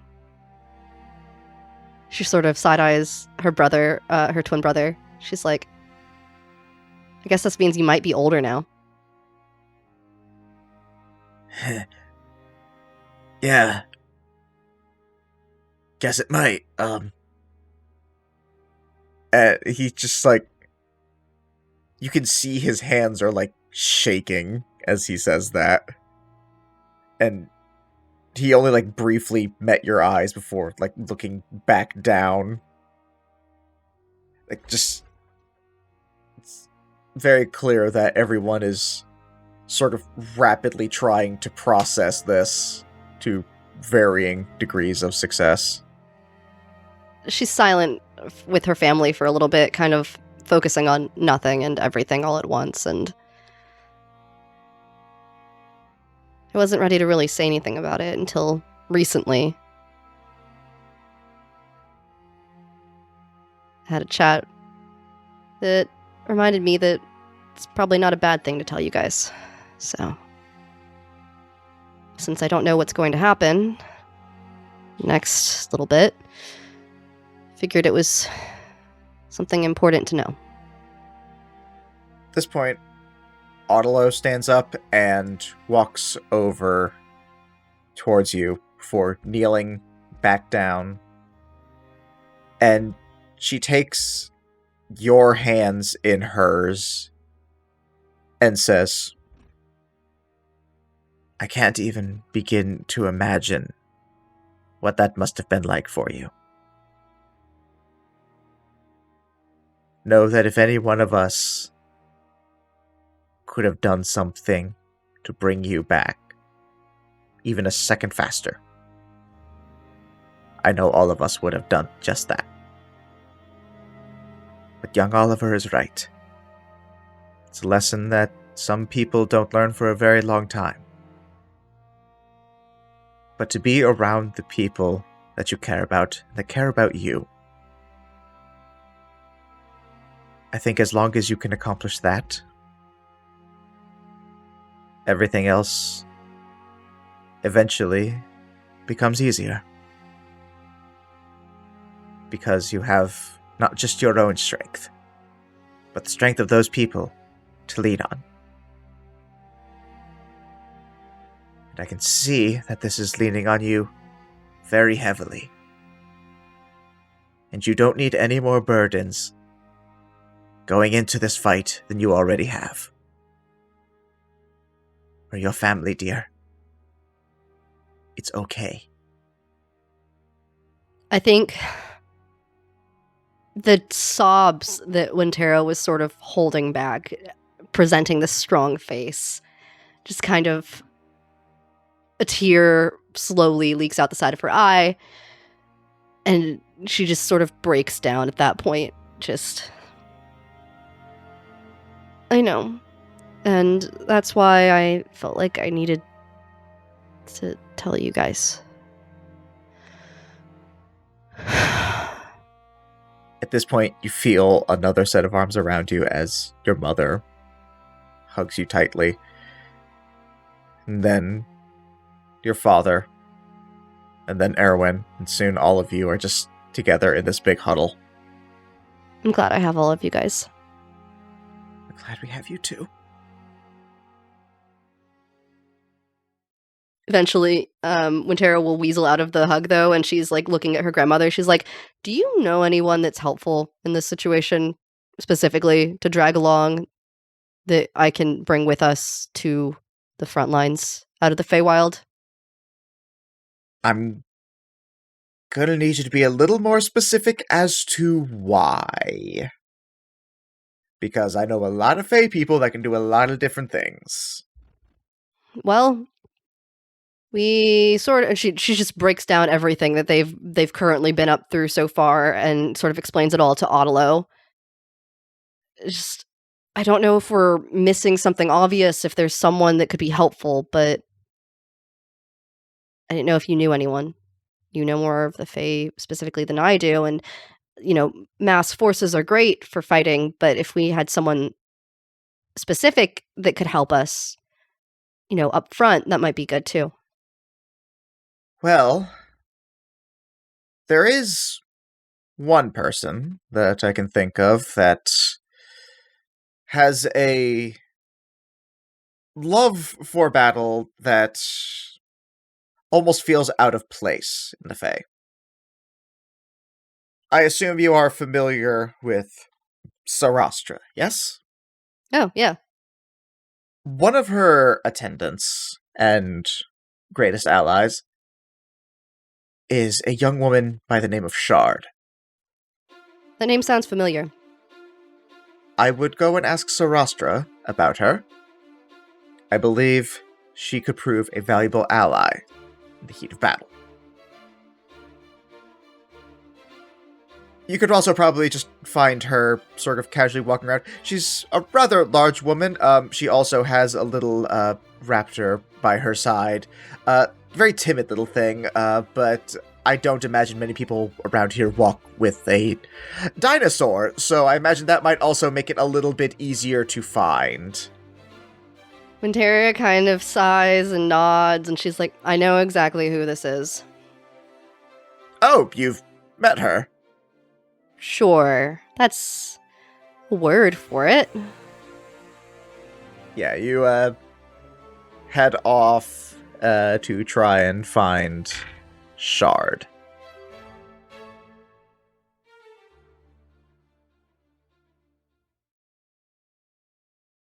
While that is happening,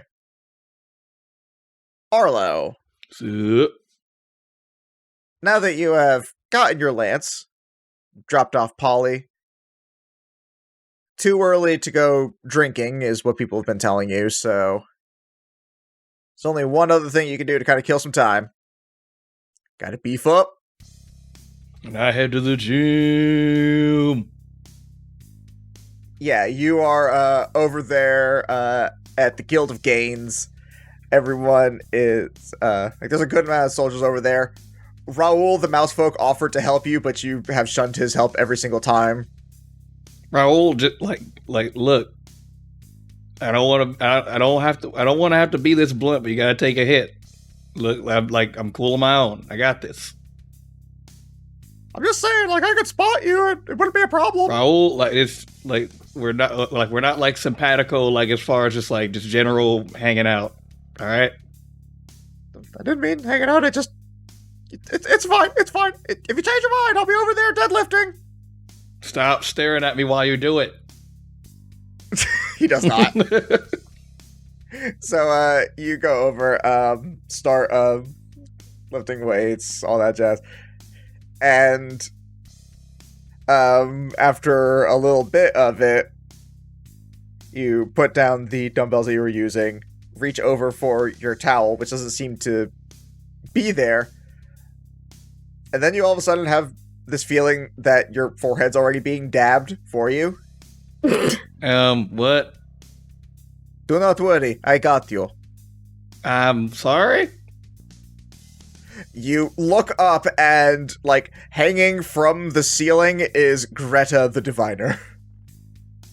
And she, like, tosses some confetti down at you. Have we met? Yes. Many times. How? Through the strands of fate. Oh, you're one of those, like, future-looky people. Yes! Throws more confetti at you. I would appreciate if the confetti would stop. Very well. No more confetti! She throws confetti. Yeah, you know what? That's on me. I should have known. That was going to be the reaction. Is there a particular reason why you're here, Greta? Is Greta, not Greta. That's what I said, Greta. No, Greta. Oh, Greta. You know, it's progress. We'll work on this. I'm gonna get it. I'm gonna get it. Also, nothing funnier to me than seeing Drew sass his own characters. Yeah. Well, I will leave you two. And she, like, tosses the rag down on your face, and when you pull it back off, she is gone. Okay, that was concerning. I think he like kind of like continues along his workout and whatnot. Probably goes to do some leg work. Yeah, you go do some leg work. You know my boy's doing squats. Oh yeah, 100% doing squats. And then, like, as you're going along with it, you know, you start hitting like a good stride. You know, 41, 42, 43, 44, 45, 46. What kind of weight am I doing when I'm doing 46? Is... No, don't worry about it. Wait, Greta, why are you counting? Wait, Grin, where'd you come from?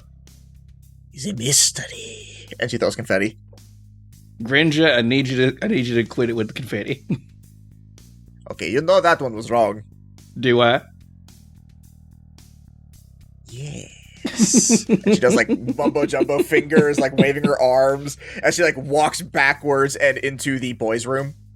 You know what? And then immediately back out and into the girls' room. When she does, she goes, Greta. Oh, shit. So many hot dogs. She dips in, you hear, whoops, and then pops back out of Greta, and then into the other room. Oh. Arl just like looks perplexed for a second. He's just like, you know, like with the way my life and day goes, this is probably par for the course. Just gotta keep moving, keeping it going. I think he like goes like, you know, he'd probably do like some court work next. Yeah, you continue throughout your workout, and with increasing regularity, Greta keeps popping up out of literally fucking nowhere to, I don't want to say interrupt, because that's not her intention, but she's definitely interrupting you. He finally like stops and he's just like, all right, Ganja, what do you want? You stray further and further from the path with each passing syllable. And as you do this, you get this almost like otherworldly perception. And you just think to yourself, I'm about to get blasted with confetti again. And almost in slow motion, you see her arm begin to, like, curl up as it gets ready to fling it. And you just reach your hand out and grab her hand before she can do it. And he goes, you were going to throw confetti again. But it was going to be different confetti than usual. It was going to be red and purple. She turns her hand over and opens her hand, and red and purple confetti, like, drips out of her hands. Like, now you see the way. I don't understand you. Confetti! And she throws more confetti at you with the other hand. Oh, Arlo. It is not your place to understand the ways of Greta, merely for you to take it into your whole being. Listen, I do not like that sentence. I don't like that sentence. What? What is wrong with it? You just take all that I have and take it into your hole. What is problem? Yep, but I'm not explaining that. You know what you're doing. She puts her hand up to your mouth, literally as you finish talking, as if to silence you before you finish talking. It's like shh, shh, shh, shh. No words now. Greta has imparted the power of divinity to you. The cosmos now rests within you. You are chosen, and therefore you must have the powers of a chosen. This is the gift that I give to you. And then she what she thinks is very subtly holds out her other hand, which you can see has writing on it, and she tries to look down on it, but it's super obvious. It's like, Argo. You know what? Wait. She looks back down again. Arlo. You know what? That's fair game, Gita. One of these days, the cosmos will welcome you with open arms, but you must first learn to accept it. You have merely opened the door. One day you shall see the splendors of the attic of the universe. I like the other Greta better. And I did not like the other Greta. I have seen this other Greta. She seems nice, actually. We go out for coffee sometimes. Doesn't that get confusing? No, why would it? Yep, you know what? Never mind. Well, I'm sorry, do you speak to yourself in third person like Greta does? No, then why would this be a problem? But then you've just okay, never mind. I don't. Greta knows what Greta is talking about. Thank you for teaching me to see the future, I guess. Now you see. You're gonna throw more confetti, ain't you? Greta away! And she literally just walks out the door. And then, immediately as the door closes, she pumps back. It's like, oh, I get it. It sounded like sexting. No, not what Greta meant. And then walks back in out. A crowded gym. Yeah. Full of dudes. Just they all look over. It's like, what? Oh my gosh. I don't know her. I do not know her. She followed me. And this is how we explain Arlo's second level of wizard and divination. Becoming a divination wizard. He got confeggied so many times at the gym. He just learned to figure it out.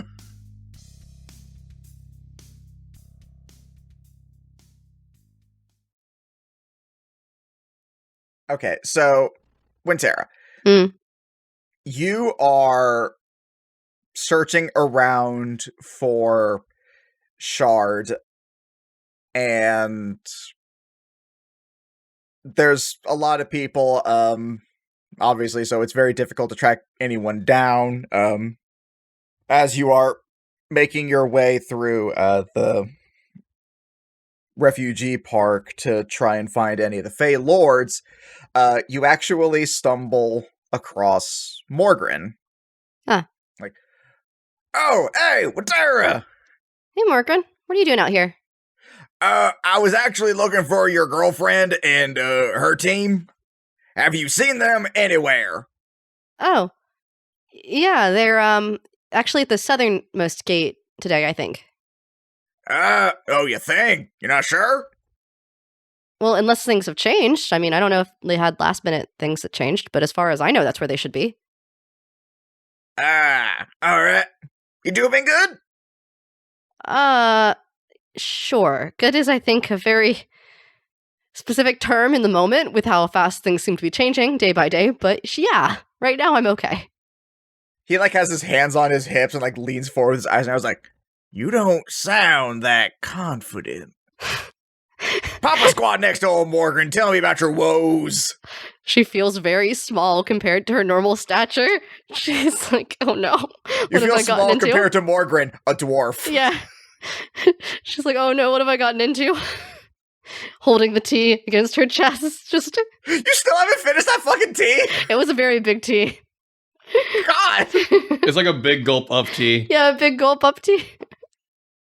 God, one serves 650-ounce cups, the other one is in a fist. There's no normal tea shop in Neverwinter. Oh, okay. Hi, Morgan. Yep, we're sitting. All right, this is happening. Yup. How have you been? What have things been like for you? Things have been absolutely wonderful for me. Me and Asa have been pumping out weapons like you wouldn't believe. But I asked how you were doing. Yeah, I know you asked how I was doing, but I also wanted to make sure you were good, because, I don't know, I feel Yeah, like no, that's... I'm good. Back to you. Oh, okay, all right. Yeah, no, things are fine. You ain't dodging this. Okay, all right. You sure? I am blunt. I don't know, I feel like I'm faster than you. I feel like I could outrun this. She just kind of gives him a grin. He smiles all too confident. He's like, I don't think you want to find out the answer to that one. Oh. Just be honest. Tell me what's up. And Tara looks a little concerned. She's like, okay, I will believe you that I don't want to find that out. You know, things have been a little bit chaotic. A lot has changed. You know, I had to deal with a lot of different things happening. I don't really know where to start in this conversation, what you actually care about. I'm talking about you and Bookworm right now. Oh. I mean, yeah, things are really good, I think. I finally was able to give her this object I've been wanting to give her for a while. There's a cactus Ooh, I've been... what object? Might have kind of, sort of, really been a ring. Did you propose? I didn't mean to, Margaret, okay? Oh, but you did! Oh, this makes me so happy! Everyone keeps saying I didn't mean to. Arlo told me he was supposed to get down onto a knee, and I got down on 2 knees because I thought that would be different enough. And so I gave her the ring because it's a druidic ring of spell storing, and I thought it'd be really cute if I gave her a ring that has some animal summons in it that I put in there, and it's a pretty ring. I thought she might like it because I don't like rings like that, but I thought she might like it, and I gave it to her. Oh, you're gonna need to get used to the idea of rings if you're already proposing. And then she passed out, and I think that was a good thing though. They'll do that, yeah. Oh, okay. But yeah, so we were talking about it, but we haven't really settled on a conversation as far as like what that actually means. And if I told her if she wanted me to mean it that way, that's fine. But well, do you? What do you mean? Do you mean it that way? I mean, as far as like people I could spend forever with, Bookworm is definitely the only one I currently know about that I would want to. So yeah. All right, then that settles it. He grabs you by the wrist. Settles what? We're going to the Southern Gate! What do you mean we're going to the Southern Gate? I mean, we're going to the Southern Gate. What's not to understand? Oh, hold on, real quick. Pulls out his speaking stone and will separately call Arlo and Saith and ask them to meet at the Southern Gate as well. Morgan, what is happening right now? True love, my friend. True love. What do you mean, true love? You'll see. I don't... And he continues to drag you down there, and eventually you guys do make your way over towards the Southern Gate. After a little bit of searching, you guys do come across Team Outcasts. I feel like they would notice us first because Wintera is loudly like questioning Morgan the entire way. Yeah, you definitely get clocked pretty quickly, and you feel a wind blow through. It's like, over here! As Bookworm kind of like motions over to you and starts waving, followed by Sniffs, who like jumps up on her shoulders to wave to help make him more visible. Wintera is 60 different shades of pink and red right now because the conversation that was just happening, and then also just like whatever is going on just has her like 60 different shades of blush. At this point, Arlo and Saith, you guys would have made it over here as well. Morgan did not give you guys a lot of information. He just said, meet me at the Southern Gate ASAP. So you have no idea. You have as much idea as Wintera does what the fuck is happening right now. Hey guys, what's going on? You'll see. Just stand, you two stand there. Nelk Sniffs, you gotta stand over there. Bookworm, come over here real quick. And everyone, like, stands where he tells them to, and then he, like, kind of, like, asks Bookworm to come over, so he has, like, the two of you over there. He's like, y'all love each other, right? When Tara sort of like turns the reddest she's ever turned, she's like looking at Bookworm. She's like, yes? Of course, yes. All right, then. And he, like, brings your hands together, and his eyes begin to glow this ethereal shade of white. And he just, like, his voice echoes almost like throughout the heavens, and then says, "And by the power of Moradin, I dub thee wed." And he casts ceremony on you two. What is Bookworm's face? Oh. Any hint of blue that was in her face is gone, as she is just, like, tomato red. So is Wintera. Yeah, there's this, like, arcane energy that swirls around, like, the two of your hands as he, like, holds them together, and it just, like, tightens down. It doesn't hurt at all, but you can feel, like, this magical bond now between the two of you. Yay! You're welcome! What do you mean you're welcome? You're married! Arlo, this isn't what you said a marriage was like at all. Arlo says, "One moment, please," and then pulls out his speaking stone, like dials a number in there, and he goes, "Code white," and then like hangs it up and puts it down, and then like a couple minutes pass, and then you hear like hup hup hup hup hup hup hup hup, and all of the dragoons are there with wedding garlands and like an arc, and then like they set up a little changing tents around you, and then like a bunch of dragoons just like hand you guys like wedding dresses and such to like get like changed into. Your family is like fighting and like scratching, being carried in by a bunch of dragoons. Another platoon of the dragoons like show up with like, yo, like, "I'm sorry, sir, it's the best I can do on short notice," and has like a bunch of like Fey Donalds for catering, and like this like rapidly a like a proper wedding ceremony setup / reception setup is put together around you by an alarmingly well-practiced like squad of dragoons. When Tara is sort of like looking over at Bookworm, she's like, "I didn't know any of this was gonna happen. Morgan just kind of cornered me and started asking me questions. Then he dragged me over here. I'm really sorry." No, it's okay. It's okay. I know it wasn't you. And she just like a dragoon stands on another dragoon's shoulders and puts a flower crown on top of Bookworm's head while she's talking. Thank you. I guess. He salutes and runs away. This is okay, right? This is you want this? I mean, I guess we don't have a choice now. This has happened, but she looks down at like the arcane marks as they sort of like fade away. She looks at the druidic ring that you gave her. She looks up at you, and then she just says, "I suppose Miss Ryan did say no regrets." And she just embraces you tightly. Oh, Tara hugs her back. And that is where we shall pause our tale for now.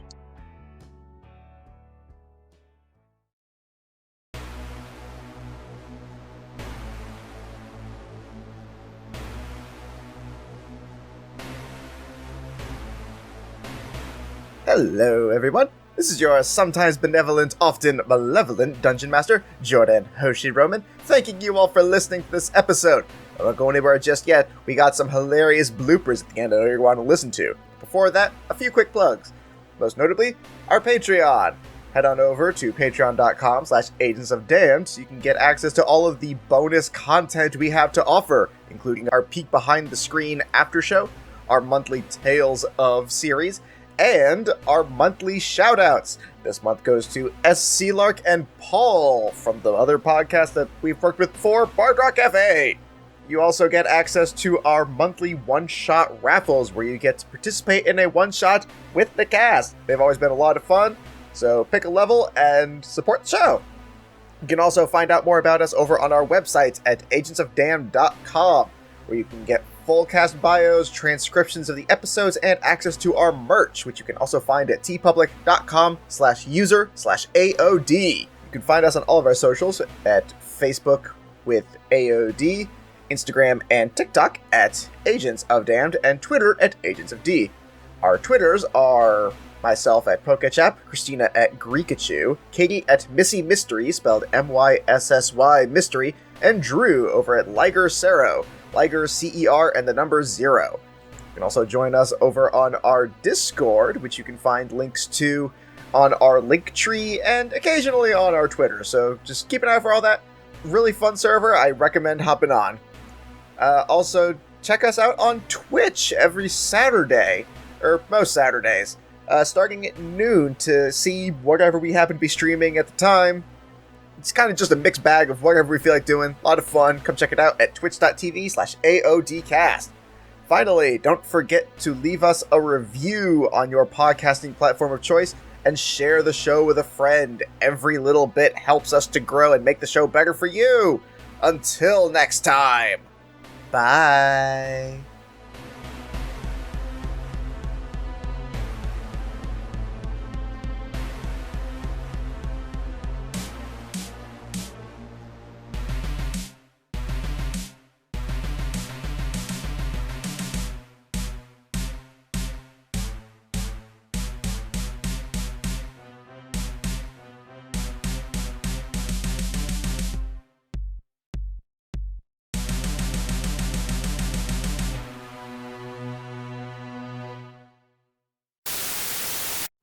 Well, you gruesome oaf. Do you see anything that you like?